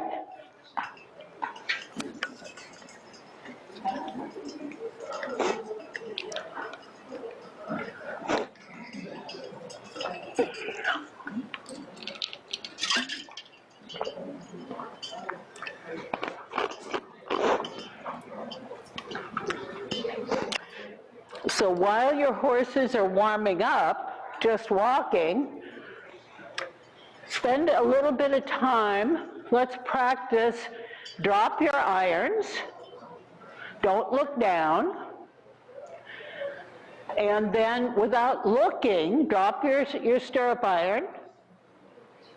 That's it. And without looking down, pick it up. So you put your leg in the correct position, raise your toe, and kind of do a little hooking motion towards the horse with your foot. Make sure your stirrup is in the correct place on your foot, across the ball of your foot, and then sink your weight into your heel. Go ahead and do it again. It's one of those things that you would like to be automatic. You practice it enough where, okay, I don't have an iron, I know exactly how.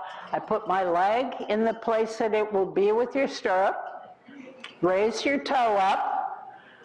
Hook your toe in a little bit and catch it. So drop your irons again and pick them up again. That's it. And pick them up again. That's the way. If you ride very much, usually if you lose a stirrup iron, it's going to be because you let your heel come up. And then all of a sudden, your leg isn't down into your stirrup. But it can happen anytime.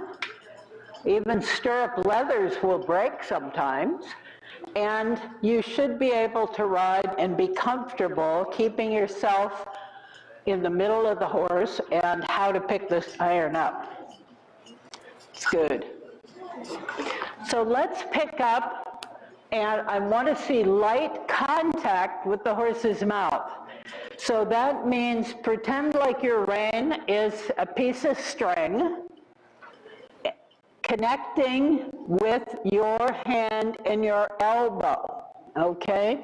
So your elbow through your arm, through a nice straight wrist, a relaxed but closed hand, and then it continues through this nice piece of string and is attached on the other end of the reins to the horse's mouth. Now, when the horse is walking, it's necessary, if you have contact, it's necessary you allow the horse to move his head forward and back. He's going to move it a little bit. If you encourage him, he's going to move it a little more. And by trying to keep the same light tension on those string reins, you learn how to follow the horse's mouth. So a little shorter rein. Think about keeping the connection begins at your elbow, goes all the way through your wrist and your hand, turns into the reins, and ends at the horse's bit. And what you would like is to feel like that is a nice straight line. The motion is forward and back to follow the motion of the horse's head, not up and down. And following that motion, once you are cantering and galloping, you will have a little of the same thing. It's not the same hold, but there's a following. The canter is a round gait, so they move forward. That's good. So that brain's short enough. That's good job. Good job. Okay, so we're going to prepare to trot. So remember, you need to sit up, put energy in your body, like I'm getting ready to have my horse go forward, and trot. Nice and tall, prepare and trot. Everyone.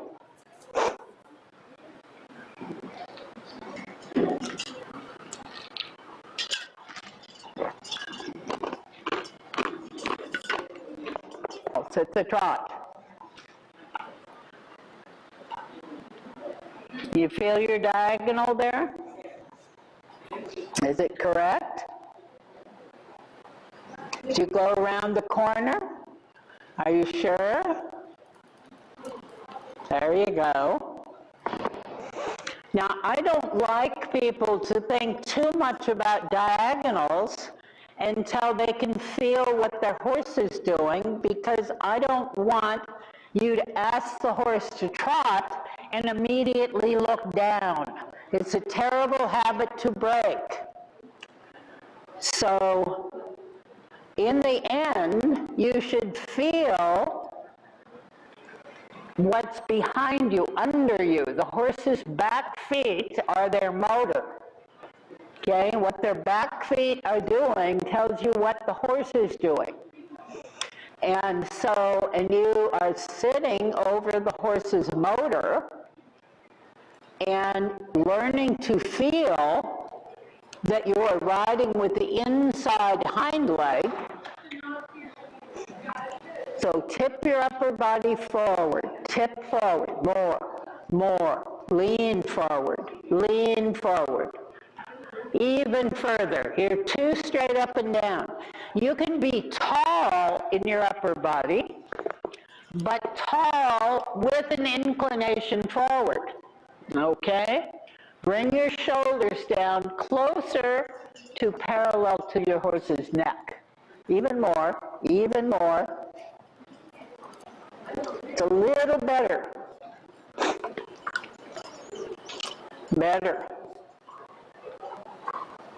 The more you can tip your upper body forward, the better your balance will be for your horse warming up and doing this type of preparing for jumping work. If you're too straight up and down, that's too straight. Tip your upper body forward. I'm drawing a blank on names here. On the Palomino horse, you are... I'm sorry? Olivia, right. I got it. See if my old brain can keep that in my head. That's good. So again, I'd like all of you to tip your upper body forward, a little bit further, and think with your posting forward and down into the front of the saddle. Post forward as you're going up and sink straight down into the front of the saddle each time you post. Forward and down, forward and down. Okay? If you feel like you're having to really push yourself up, that means your upper body should incline a little further forward. You should be sitting lighter on the front of your seat bones, and that will allow the horse to do the work for you. That's better, Olivia. Better. Much better. So learn to feel the difference between your vertical for your dressage work and your inclination forward, and you have to practice both to get used to riding both ways, okay? I'd like you a little bit further forward also, okay? So now to go to a half seat is release your hands up onto the neck. Don't be afraid to let your hands press down on the top of the neck. And then stay in your up part of the posting motion. Good, good.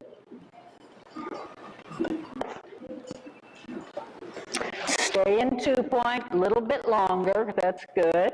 Now check, your leg under you. If your leg gets too far in front, you're going to feel like you need to sit back. If your leg gets too far back, you're going to feel like you're kneeling on your knees against your saddle. And you don't want your leg to only be as long as your knees. Good job there. Okay, now we're going to do like the other group. We're going to alternate posting trot and 2-point. Posting trot, a few steps, about the same distance, same number of beats in 2-point.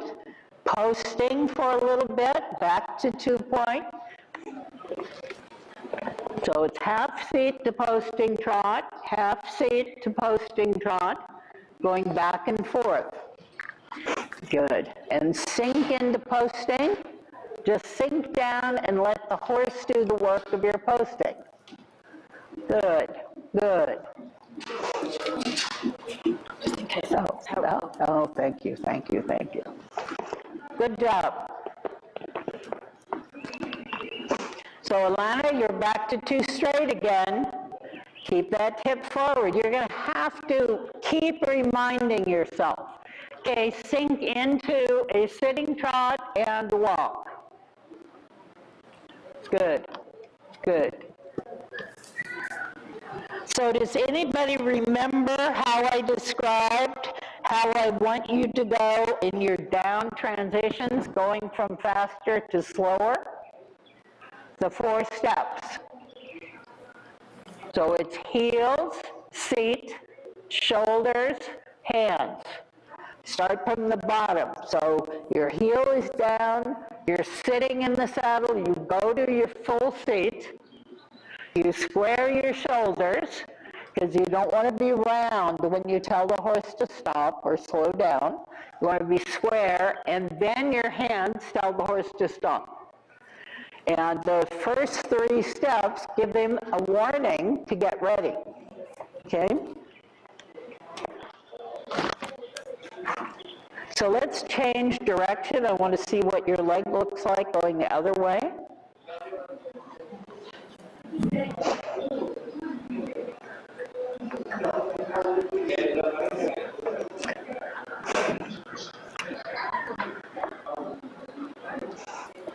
And we're going to go back to posting trot.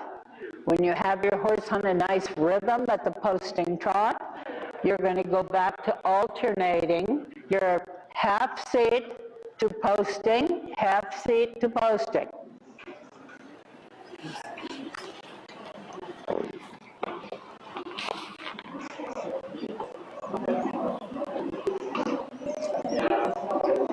That's it. So Alana, push your lower leg, your heel down a little bit more. For sure on this side, this leg goes back too much. Push your heel down.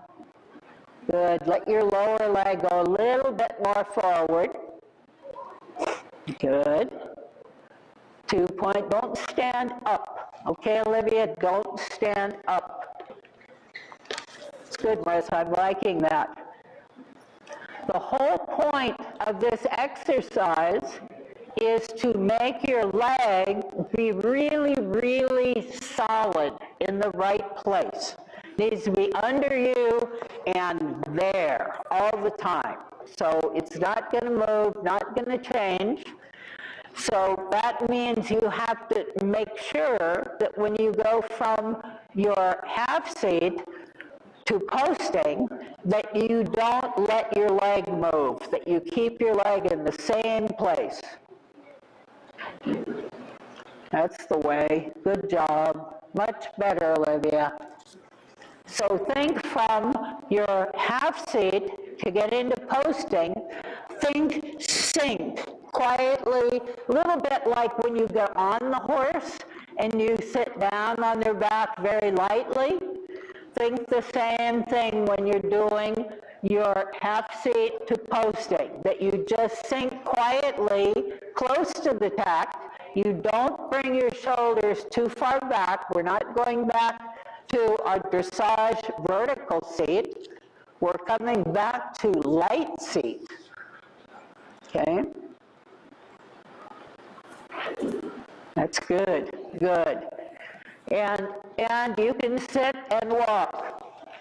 So the whole point of the exercise is that you get a lot of practice in going from one to the other, getting close to the saddle without your leg disappearing, going all the wrong direction on you. And that you can balance over your stirrup, your leg, and that you can go from one to the other very easily and naturally. That's good. Okay, I want to work some little steering problems here. We're going to do a little bit of kind of pole bending. And because I want you to learn to be looking where you're going, okay? If you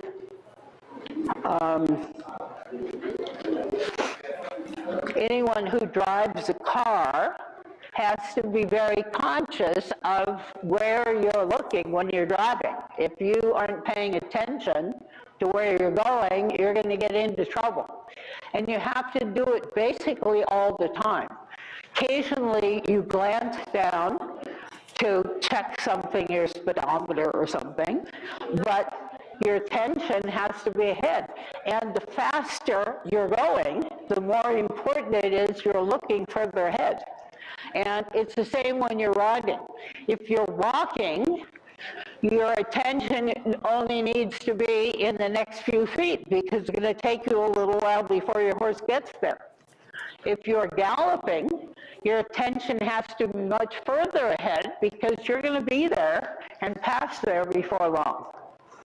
So in terms of a horse being able to follow a track, be told where it is he needs to go and how he needs to go there, that's up to the rider. So what we're going to do, and we'll do it individually, that way I can watch everybody. So why don't we wait over that direction. You can stay out of the sun if you want. And what we're going to do is in trot, we're going to do posting trot. We're going to trot over this natural colored rail, going that way. Everybody listen, because we don't know who's going to go first here. So over that one in trot, we're going to turn to the left, and we're going to come over the orange one, coming towards me. We're going to do a loop to the right and go over the little pile of red, white, and blue poles. We're still in trot. And we're going to go from here to the black poles. Now, when we go from here to the black poles, we're not going to go in a straight line. We're going to do a little curving line. Okay? And in the,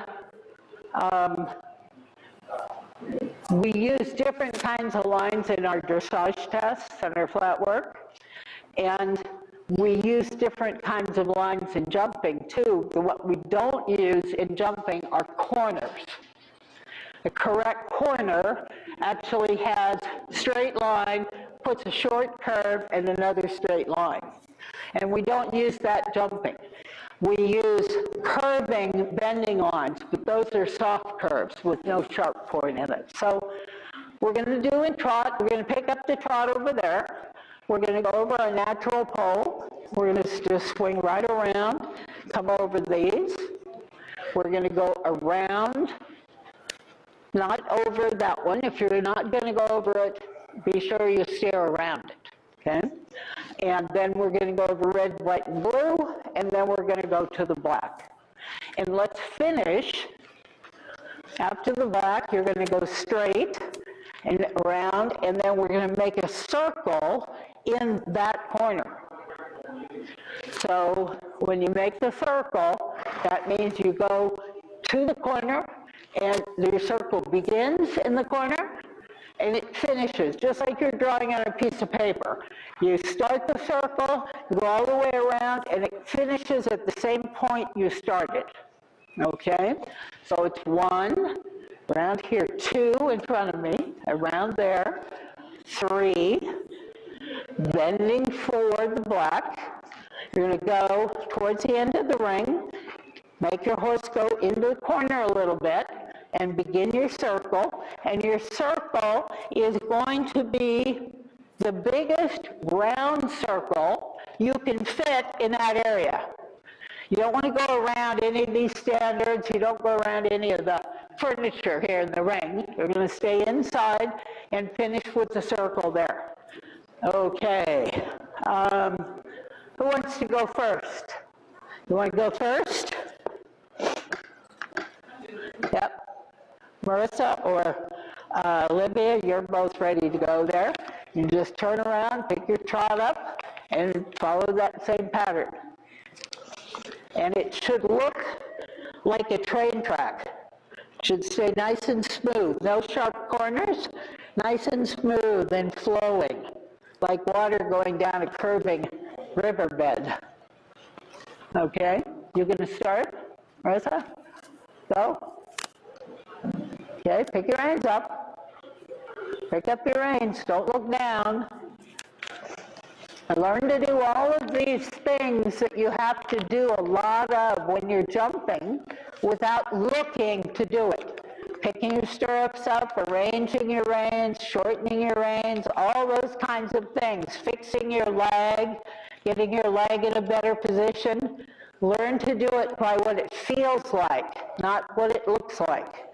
Okay, you gonna go first? Who's gonna go first? Come on. Be brave.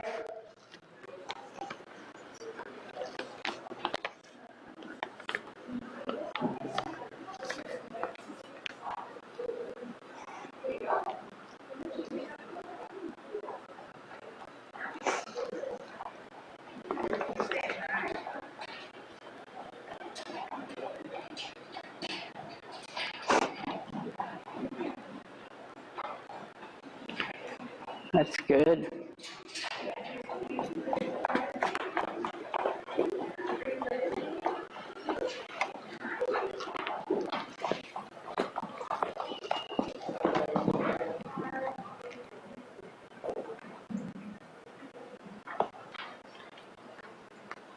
Eyes up around the circle. Look up around the circle, not down.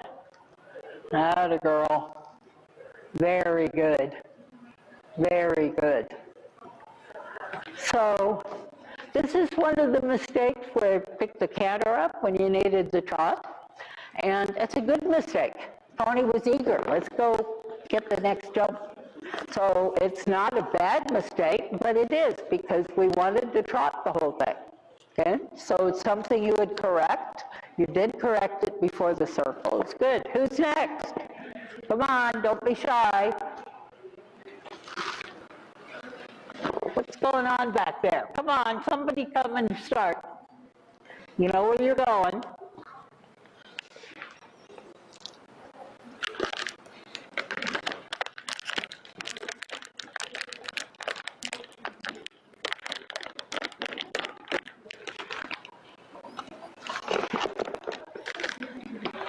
Good.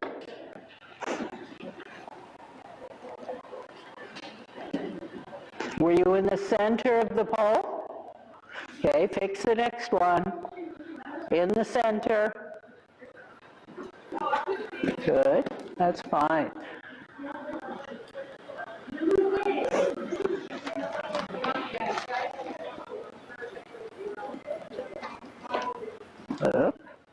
Up to the left.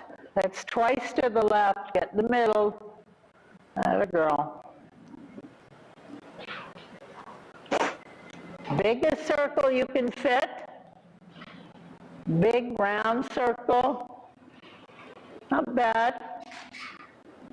Got a little bulgy out on that side. Could you feel your circle came around and then whoa, you kind of went out over there and then came around. Learn to feel that your horse stays on the same bend all the way around. Okay? Ready.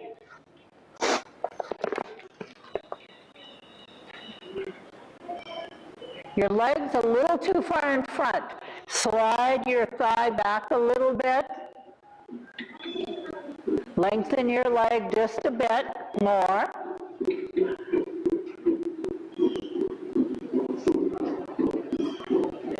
Don't be in a hurry. Huh?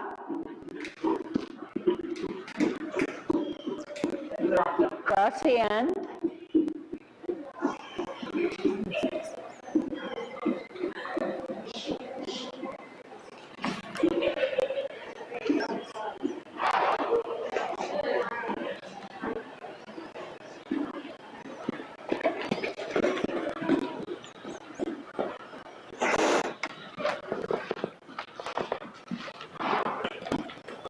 Good. In the center. Okay, not bad, not bad. Nice big round circle. Look ahead and around the circle. Look further ahead around the circle. Lots of times, thinking about going around the circle is moving your eye like a clock. From 12 o'clock, 9 o'clock, 6 o'clock, 3 o'clock, 12 o'clock, 9 o'clock, 6 o'clock, 3 o'clock. Okay? That's it. And walk. Okay, one more here. So Lana, you're going to follow your pattern and keep reminding yourself upper body tips forward. Upper body, more inclination forward. Okay? Shorten your reins and ask eyes up and trot. That's good. That's good.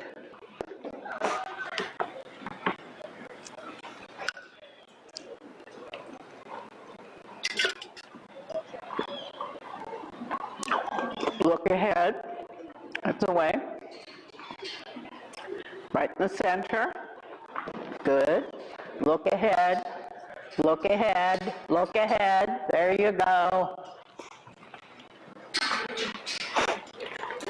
Look ahead. Look for the corner. And begin your circle.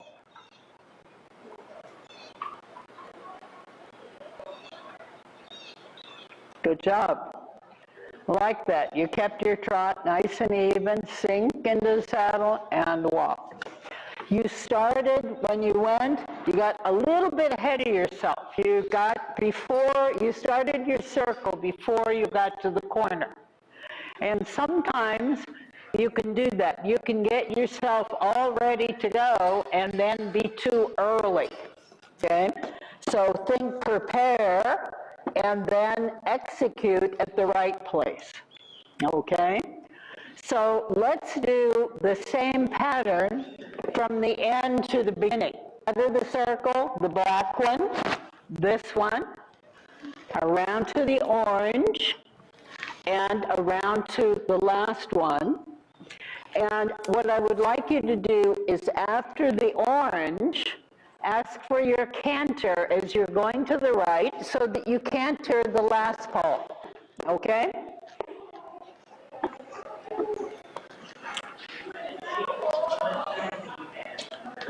So it's going to be a right-hand circle in the corner, continuing out of the circle, the black pole going towards the peanut gallery down there, turning to this one, left turn, right turn, and pick your canter up, canter over the last pole and down the side of the arena.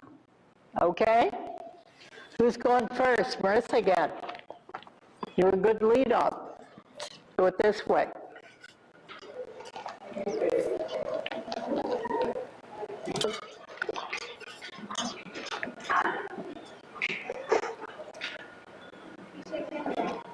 Sorry? Nope, we're doing it from back to front. So you need a right-hand circle. Is that a right-hand circle? Okay, change direction. That looks left hand to me. Which hand's in the middle of the circle? There you go.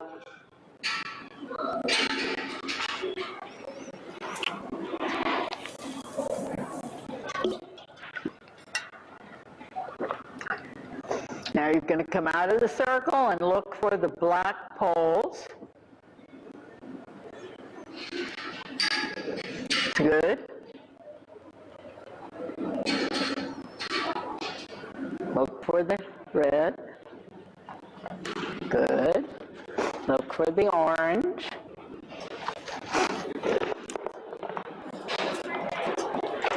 And you're going to canter now. Canter. Canter. Good. And over this pole. Whoop, we missed the pole. We got a good canter, but we didn't get the pole. Want to go around and catch it?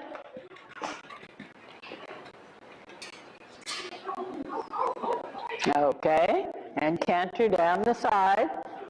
Good job, good job.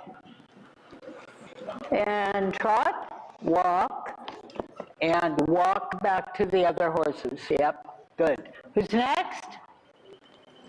Come on. Who's next in the order?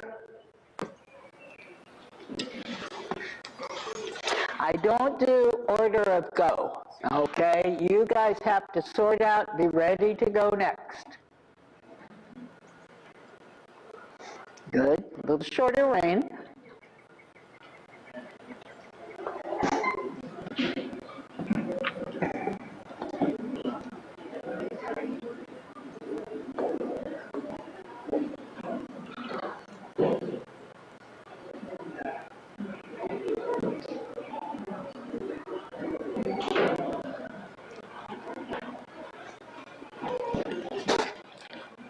Show him where you want to go next. You look to see where you're going, and then you show your horse where you're going. Ready to canter?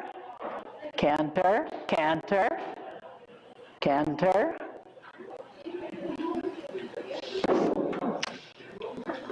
Okay.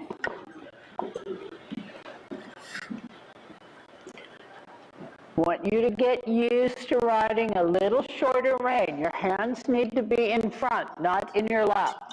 When your hands are too close to your body, you're too slow to react to tell the horse where to go. When you went to the last pole, what happened? He was way up to the side, right? Not in the middle of the pole. Because when your rein's here, you can't fine tune where he's going.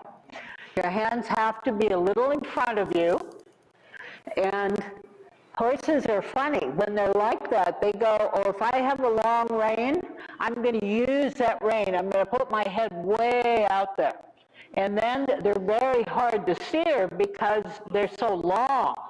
There's a long ways between their nose and the motor, okay? And when there's a lot of distance in between, they're much harder to ride. So, little shorter rein, and then the horse learns to carry himself a little more together. Okay, a little shorter package. Okay, you set, Kristen? Go ahead. Nice big round circle. Don't look down for your diagonal.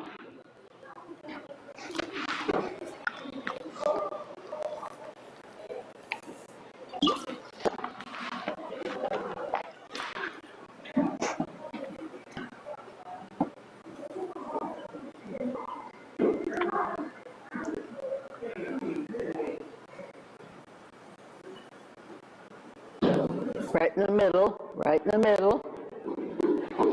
That's it.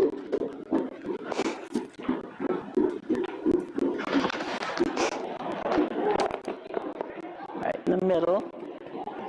And canter. Look for the middle of the pole.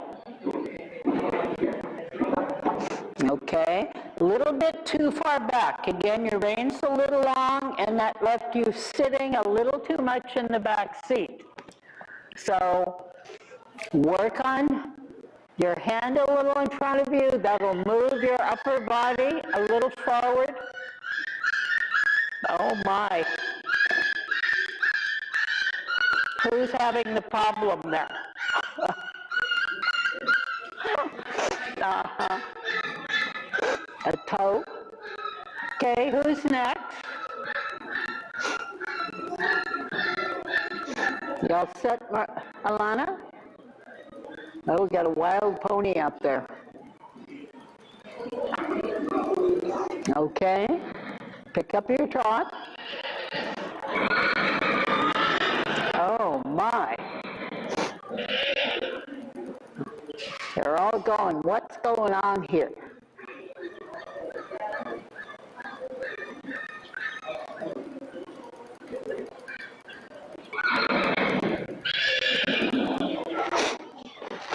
Oh. Nice, good. Right in the middle of the pole.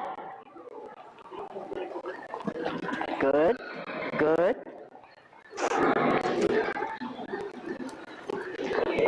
Right in the middle, right in the middle. Yeah, good, good. Yep, yep. Okay, not bad, not bad. Make a circle and ask for the trot. Very good, very good.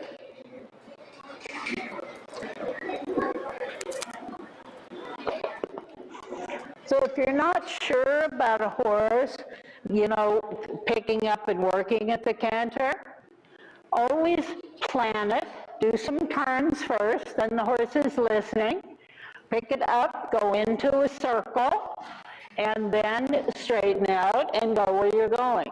And whenever, you know, circles are always the thing that you want to use if you feel like your horse is wanting to go more forward than you like. The reaction should always be, that's when you want to sit in a full seat, bring the horse turn them into a circle, and once they're in the circle, then ask the horse to slow down, okay?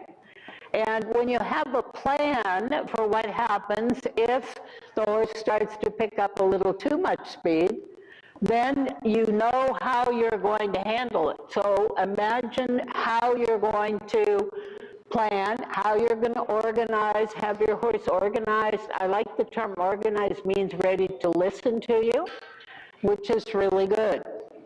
So we're going to do the first part, and I'm going to give you the choice of whether you do all, part, or none of the track in the canter. Okay? You can decide if you want to do part of it, all of it, or none of it in canter. But what we're going to do is our first part is the same. Single pole on the end, same as we started the first time, going that way, around to the orange, okay, and then around to this one. So first three, the way we started the very first track, but then you're going to go around in the corner that you're standing in now. We're going to move everybody over here, because you're going to continue around, and we're going to do the dark blue, red, and white. We're going to do going that way, and then our last one that way again. So keep doing a whole lot of tracks, because remembering the track can be the hardest thing sometimes. So we start one over there, going that way. We come around to the orange. We come around over this one next to me. Then we go around just about where you're standing there now, Kristen, and come around, and we do on these standards going that way, around to the outside, and to the plain pole going that way. Now, what I would like to do, if you feel up to it, I would like you to canter the first one, the second one, trot the third one, or canter the last one across the end. This one, that's black. Or is it black or is it dark blue? I kept calling it black and they said, no, it's blue. Okay, it's black. So 1, 2, the orange, swoop around, 3, red, white, and blue. This time you don't go here. You continue around this one, around the outside, and the one across the end. Okay? Like I say, you've got a choice, but I want to see which one you're asking the horse to do. Don't let the horse choose when they canter and when they trot. Okay?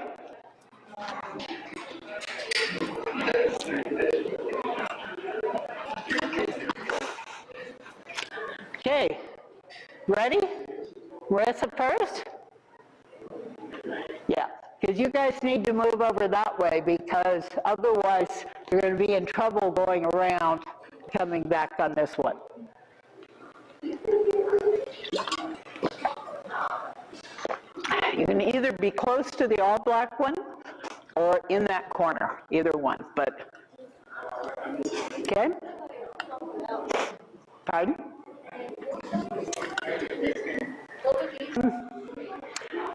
I think you can canter, then trot, because this is a sharp corner here. So it's sharp and hard, so it's going to be hard in the canter. So come down to the trot, come around, trot this one. You keep your canter around. Let's see, you're going to need to move up just a little bit there, Alana, because she needs to go there to do that job, that one and the black standards, and that one. Okay?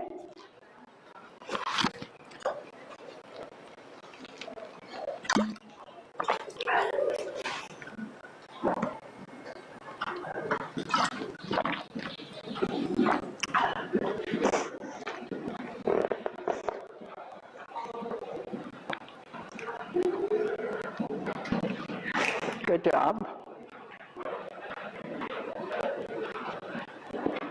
Good, and trot. Good. Good job. Good job.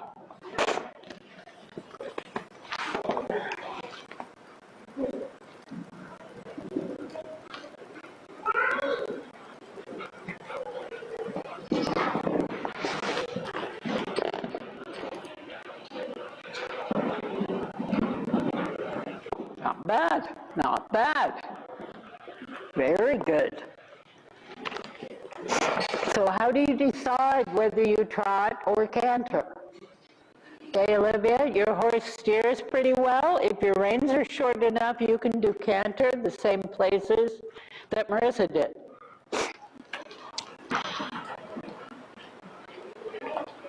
Good. That's the problem with going faster. Your steering is likely to go out when you're going faster. Shorten the reins. Your reins are to aim your horse's nose right at the middle of the obstacle, right over the middle of it. Hold his nose up.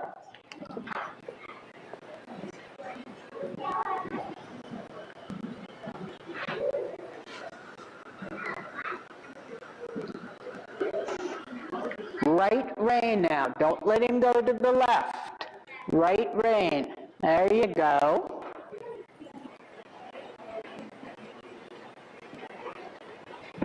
Good. Now trot for the corner.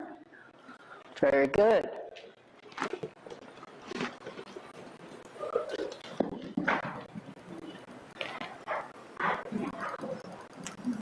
Rein short enough. Hold his nose pointed right to the middle. Point him, point him, point him. Atta girl. That time you schooled him nicely. Good, good. So when your horse avoids the jump, wants to go around the jump instead of over it, Your correction is very simple, but it has to be a real correction. The horse wants to go to the left, correction is the opposite rein, to the right. You use it earlier, and if the horse does go past, don't just go around in a circle and try going at it again. Because you have told the horse, if he starts to go to the side, and you say, oh, that's okay, just keep going to the left, I don't mind it if you go around. That's what your horse is hearing. So you have to, if you're aiming here and he goes there, you correct him. And you correct him and say, you can't go past the jump there, you need to come back this way. Okay? And you make sure that the next time he can't go the same way. Okay? You don't go faster, you don't punish the horse, you correct him. Okay? And you correct him by saying, I like to think of it, there's a nice way to go over the jump, over the obstacle is fine. That's where we want to go. If you want to go to the side of it, it's like there's a door there and you need to close that door. You can't go through that way. You go this way. They want to go to this side, you close that door. And then the horse knows when you show him the jump, this side's closed, that side's closed, this way is perfect. Okay? Does that make sense? Okay? So think about it that way and then kind of practice. My horse starts to carry me off to that way. I don't just go with him. You're not the dance partner that follows the horse. You lead the horse. Okay? You lead, he follows. Okay? Go ahead, Kristen.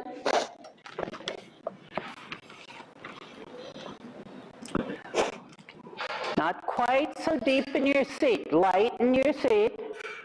Lighten your seat. Let yourself tip forward a little bit.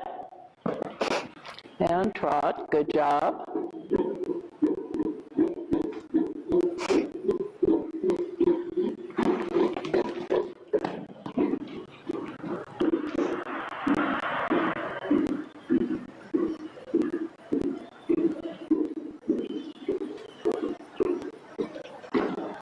Good.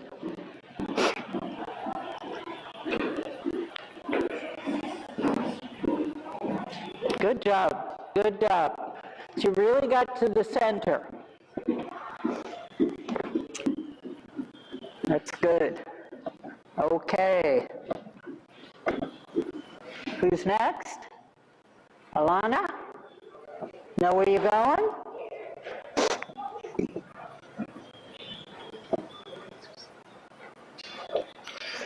Start with the reins shorter.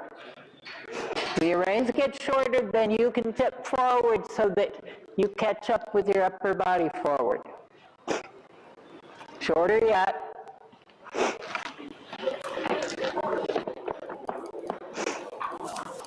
That's good. It's very good.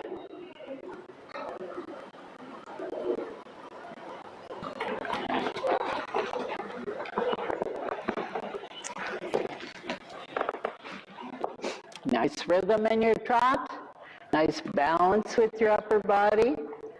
Don't need to make any big changes. You don't need to move at the jump. You make sure that your upper body is tipped forward. Tip forward. Good. Good.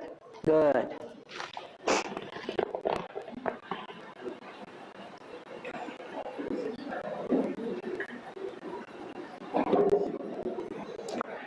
Very good.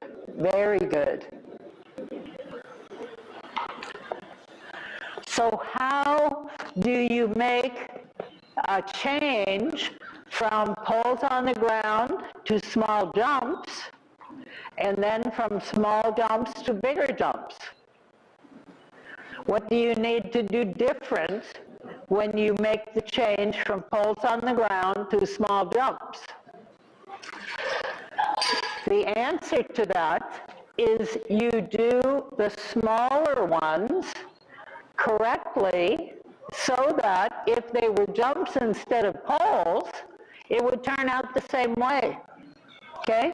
There's no difference for the rider between going over a pole on the ground versus a small jump. If you are in a good balance, your weight is in your leg, your horse goes over the middle, and you maintain the same gait and the same rhythm, keeping it nice and regular, you don't have to change anything. The same thing if you do small jumps correctly.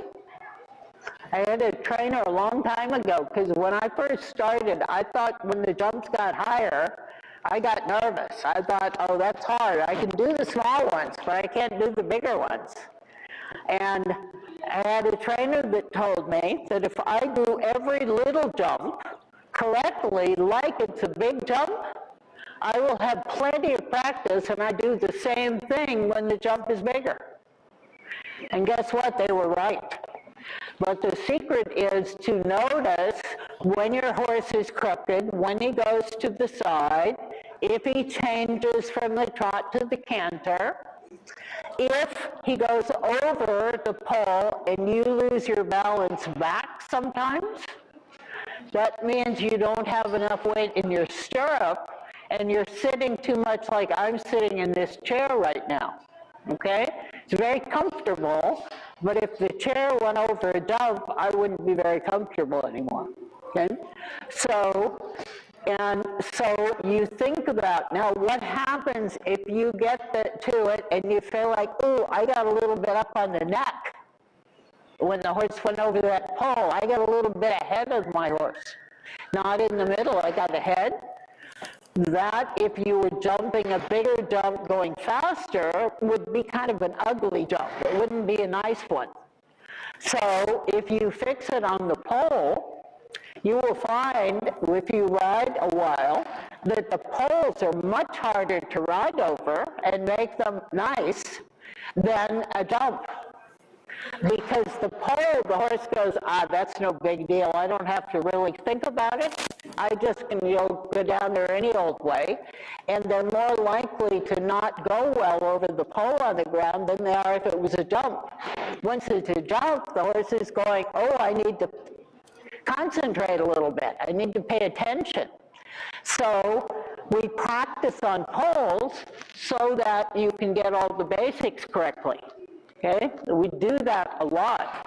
And I like to do poles with patterns, with tracks, so that you learn to steer, look where you're going, keep it the same, and be nice and smooth.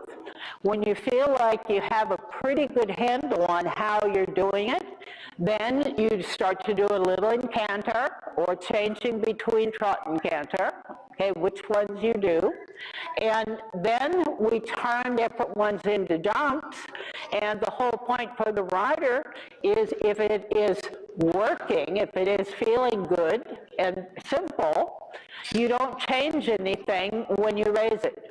It's the horse's job to get his feet out of the way a little bit and plan how he's going to go over it.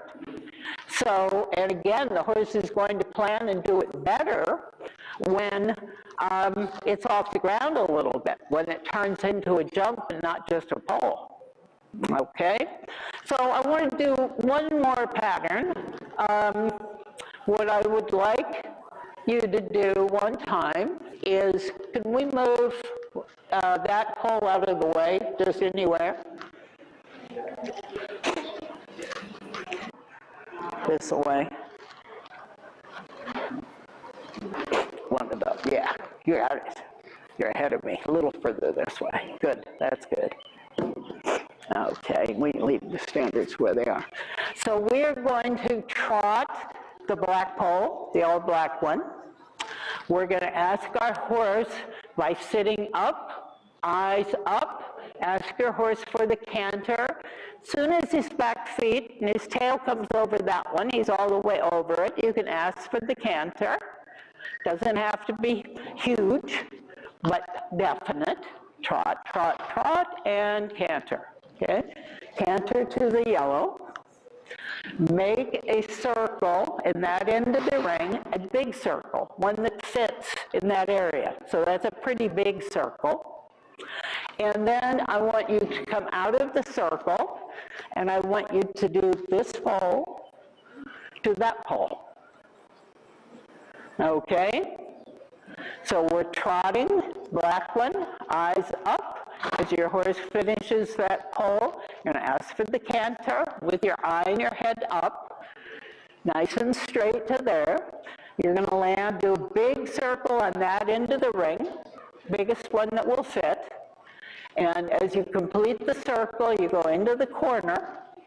And I really think from the beginning, when you have, whether it's one jump or two jumps or whatever, you don't ride to the jump.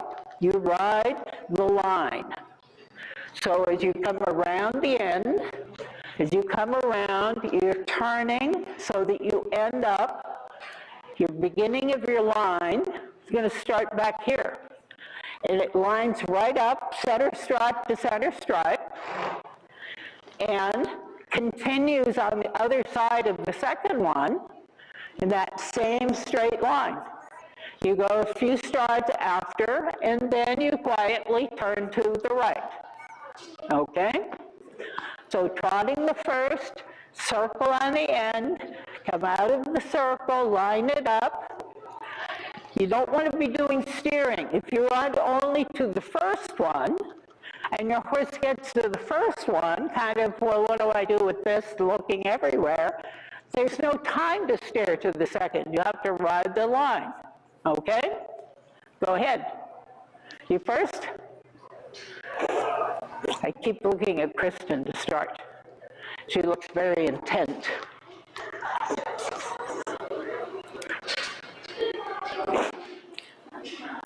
So it's black poles in trot.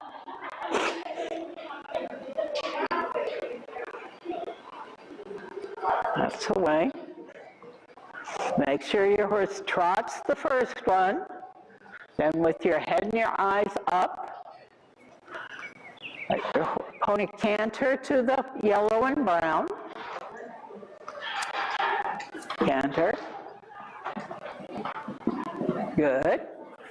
Nice round circle. Round circle. Big one. Big one.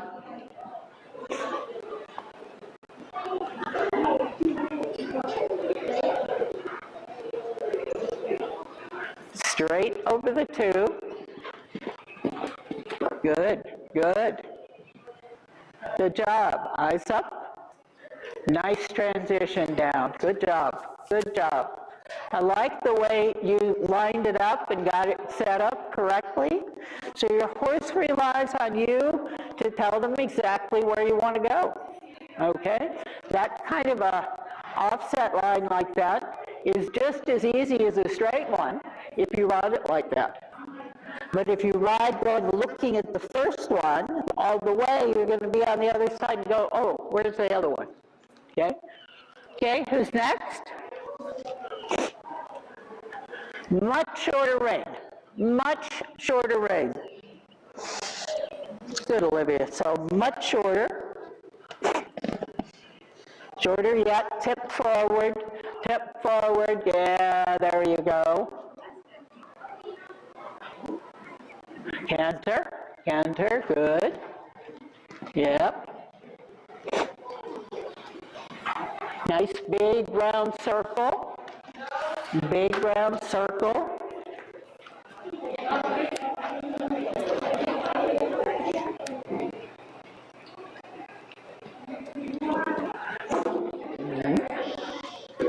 See, what happens when you have that long a rein, by the time he feels you steering him, he's already gone to the side of it. Shorten your reins. Shorter, shorter, shorter. Good. Good. Good job. Good job. Very good. So when you got him straight and nice, he made a nice little jump out of that. Okay? That's when you tell when horses are going really well. they put a better jump in just because it's fun, okay?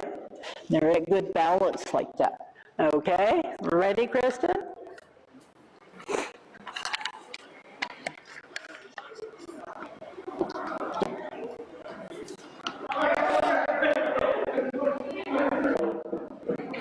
Canter, good. Yep. Round circle. Round. Nice round circle, good.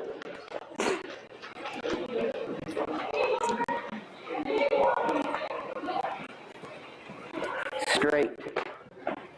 Good. Good job. Good job.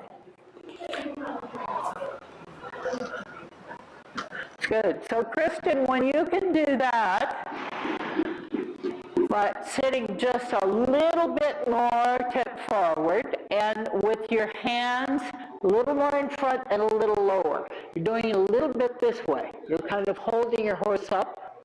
When you're holding the horse up, which direction is the horse is leaning down? So the horse is always putting pressure on your rein the opposite of the direction you're feeling. So if you're holding him up, he's leaning down. When you lower your hands down a little bit, you can't lean quite as much. It's good. It's good though. Okay, you ready? You want to do it? You can do the whole thing in trot. Is just fine with me. I would love to see you, Alana, do trot, eyes up, let your horse canter to the second, then make the circle and trot these two. Okay? Thank you. Yep. So eyes up and canter. Good, that's okay. We asked. Yeah, nice. Round circle. Weight in your leg, right in your seat. Good. We're going to trot this last one. Oh. Okay, not bad. Not bad. You were bolder than I thought. Good job, Alana, huh? You're taking on a little bit more with your canter. Would you like to do that line once more and see if you go into the canter after the first pull? Give it a try, okay? So you're going to trot the first. You're going to keep your head up and ask for canter after you're over it. And canter, yes, yes, very good. And circle, good job. Weight in your heel, right in your seat, good job. And trot.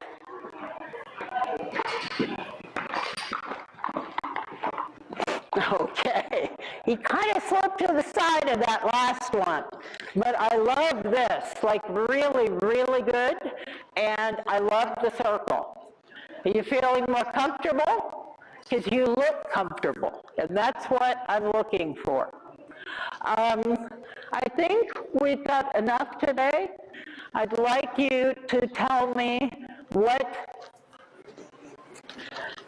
was hard, what was different that I asked you to do. Olivia. Pardon? Wow. Oh, for her, she tends to hear the cycles and then go around them. So I think just being more stern with the rein and making sure that she's whether it be having Know where you want to go. Yeah. Keep your horse. I'd say sometimes it's as easy as point your horse's nose at the center where you want him to go. Yeah. Okay, that's what you have reins for. I think I'm also used to having long reins and having That's right. And your horse is pretty good. You kind of go, I think we want to go over here. And he goes kind of over here. But if you turned him loose and there were poles out here, he'd be smart. He'd say, well, let's go around. Yeah. Okay? If I go around, I don't have to worry about stubbing my toe on something. But when you're riding, you say, yeah, we can go around. But no, I'm asking you to go over. okay? Because I'm asking you to. And then they say, okay, I can do that, no problem, okay? In fact, he finished with a neat little jump over that, like really, really a nice little jump. So, you know, that was because he knew he was going, so he could plan to do it. But if he's just kind of going along, going, I think I just want to go around here, and he thinks he can do that, that's okay, then that's what they're going to do. So being a rider, and you don't have to be a rough rider, you just have to make your mind up exactly what you want your horse to do, and then ask them clearly and simply, but ask them to do it. And then you have to correct them if they don't, and you have to be right there. You don't correct them afterwards. You don't let them go past and then say, bad horse, I need to. They don't think that way. They have to, if they start to go to the side, you have to say, no, wrong, don't do that. So what did you figure out today? I thought you finished very well. Were you happy? Mm-hmm. Okay, yeah. The only thing was he kept trotting here, especially in that. Falling into the trot? Yeah. That's ponies. Ponies are real clever at that, okay? That's, most ponies, that's a big challenge, is to keep them in the gait they want. If they've got a good trot and they like to trot, they're looking for every chance to be able to do it. So it's anticipating, knowing where they want to trot. The one thing with horses that makes it easier, harder and easier, depending, is if they do something once, someplace, chances are they're going to want to do the same thing in the same place the next time.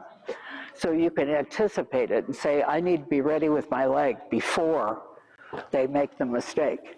And so it makes it easier to prepare, you know, to be ready for them.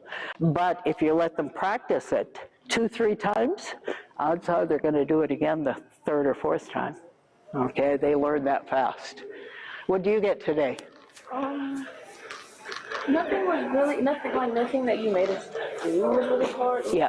The second one I couldn't canter because of him. Like, he was very long. But then you finished with the canter very well, huh? But the first, I learned that, it's not something I learned, but I realized that in turns and in circles, that my reins aren't like short enough, but it's kind of hard to tell when I'm not in a corner because his neck is so long. I think and he makes his neck as long as his reins are. Okay, if your reins get long, he can make his neck just as long as your reins. Okay, and he's not going to shorten his neck up first. Okay, you have to shorten the reins, and then he'll say, "Oh, I can't go all the way out there." Okay, that's like putting grass out there, and he says, I can reach it, I'm going to go do it. And if your reins are long enough, you can eat the grass. Okay, and that's what he likes, to make his neck long. Okay, and that's not a bad thing, but your job is to sit up here and say, I don't want you to go out there, I want you to stay with your neck shorter. You don't have to be rough or hard, but the main thing is when you do that, don't sit down too deep. Okay, keeping your seat light. Your ability to be a little strong when you need to be comes from that heel down, and from having your shoulder square, not getting round and letting him pull you that way. Okay. What did you get today? It's like behind. It's been a bugaboo a little bit. So I remember from last time you were here, you said to drive it at stirrup. So I do that every day. I get at the end of my work, I drop for 10 minutes. And I that's good. That's definitely good. Yep. I'm trying to do that and to help your feeling the longer. Yep. Good. In a better position. So definitely. Good job. Just to keep working on that. In my hands. Yeah. But you're getting, I mean, he goes where you want. He keeps a nice rhythm. He's a nice. It's really good. Really good. Yep. Exactly. The hard part, you know, about riding in general is you go, well, I want to improve this, and you feel this isn't right. Well, then the better you ride, the more you notice things that aren't as good as you want. So it never gets easier. No. You know, it's like you become more perfectionistic. Then it's something else. Yep, exactly. Good job, though. Good job. Okay? You're doing a good job, Marissa. Yeah. Aha. And here's the trap. Oh my God, I've been gone for a year. I've been gone for a year. Yes. Ah, yes. Can you be a good dog? Hey, no, can you sit? Can you stay? You stay, wait there. You wait there. Yes, doesn't want to wait.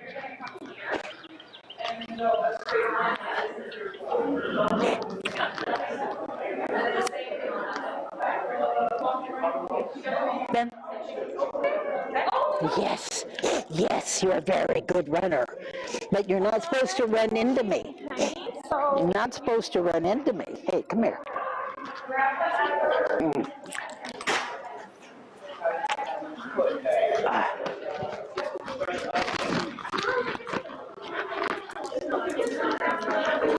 I just managed to get sunblock in my eyes. Oh dear. Yes. Oh well. No, it's okay. It'll go away. Oh, well, can I have part of the chair? Huh? Can I have part of it? Oh my. It took a long time for her to finally get where she would wait and stay and then come. Now my other dogs did it immediately, and with her, no, I can't do that. But then she hit the point where, you know, I got, like with green horses, it's like if you do something once or twice, it helps. You can do it a third time, but if you do the same thing more than 3 times in a row, they are bad. They were good. Yeah, they got better, huh? Energize the bunny, you've got so much energy. The wild dog. The long dog. Long, Jessica's busy dog. see you back. Oh, I know. But with her, that sit and stay and leave. So I exercise her that way when there's no place to run in the house or something. And so if the ring's empty, I'll do that a few times. Well, I'm someplace and, you know, it's like sitting, and I could walk quite a ways, you know, most of the way around the ring, you know, and then turn around and she would still be sitting and I could call her. So I did it, and she did it 3 times really well. Okay, like really well. So I was going to do it one more time. And I walked away and turned around, and she's over sniffing the side of the arena. I was like, we've been there, we've done that. I can't do it any better. So now, why am I going to sit here and do that again? So she just took herself somewhere. Do it 3 times. Yeah. Weird. You get to go to the hotel. Would you like to have some takeout, Chinese takeout? It would be good, although if I eat more of this, I won't have. Yeah, but I would happily What get kind some. of Chinese takeout would you like? Do you need to see a menu? Do you need to see a menu? Menu. You know what I've had a yen for, but it's not Chinese. It's Japanese. It's seaweed salad. Oh, Japanese. But I have no idea. Oh, I don't know.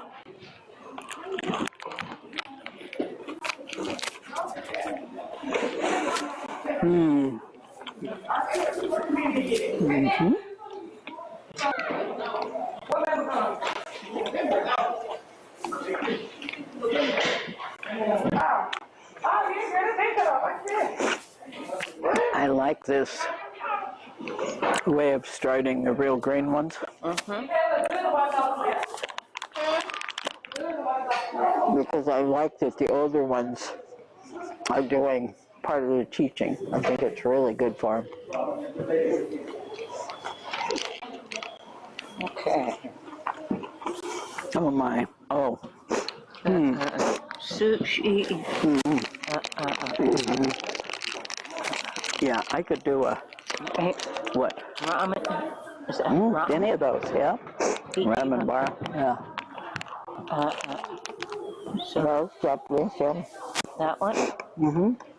I could do a California roll and some seaweed salad. Let's see what we got.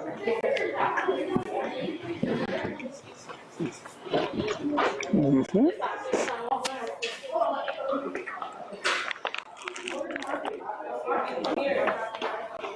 Website. Pardon? I found the website. Are you familiar with this that's changing? Ichiban. That's Japanese. I think. Let's see what they Sounds Japanese at least.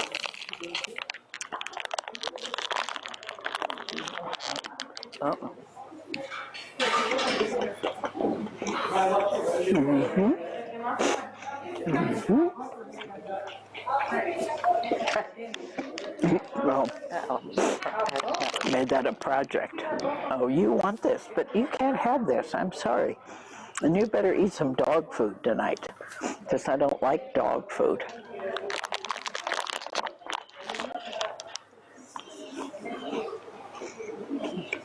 Okay. Tell me again what California roll and California roll, a real simple California roll, and seaweed salad. Okay. And call see if they have. Oh, okay. Mm-hmm. Someone introduced me to seaweed salad, and I really like it. I think Anthol.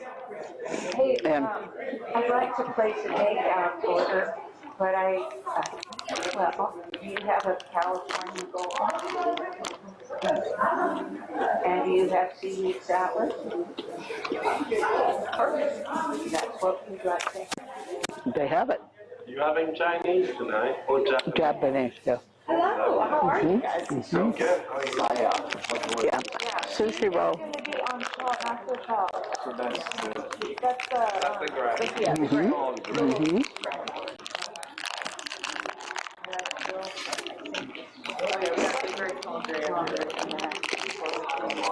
Marcus is right here on the large break.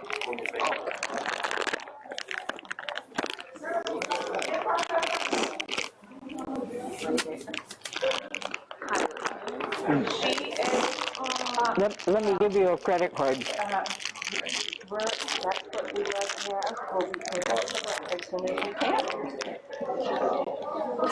can. Let me give you a credit card for it. Seaweed salad. Salad. we joke that we stopped. Did they want a credit card? They didn't have to. Oh, okay. Go pick it up. Uh-huh. Uh-huh. Jaden is on I'm going to take this, put it back in the refrigerator. Yeah. the strawberry. Strawberry roll. I know our colors, sometimes weird colors. Yeah. Yeah. Where was the bigger? What would you? That's. I want to learn like all the different. No, Yeah. What do you call them? just call her a roll. Yeah. Red roan, strawberry roan. Say strawberry. Okay, that's fine with me. Yeah. Yeah. Red roan, strawberry roan, something like that. Red roan, strawberry roan, red. Not blue. Not blue. Yeah. Yeah. Red, yeah. Yeah. Red, I know. Yeah. Yeah. Yeah. Now that's the one that My understanding. they used on the lunch line last time, I think. Yes. Yeah, it's a little fireball, yeah. Yeah. Do you need any of these other things? Yeah. I've probably been online with,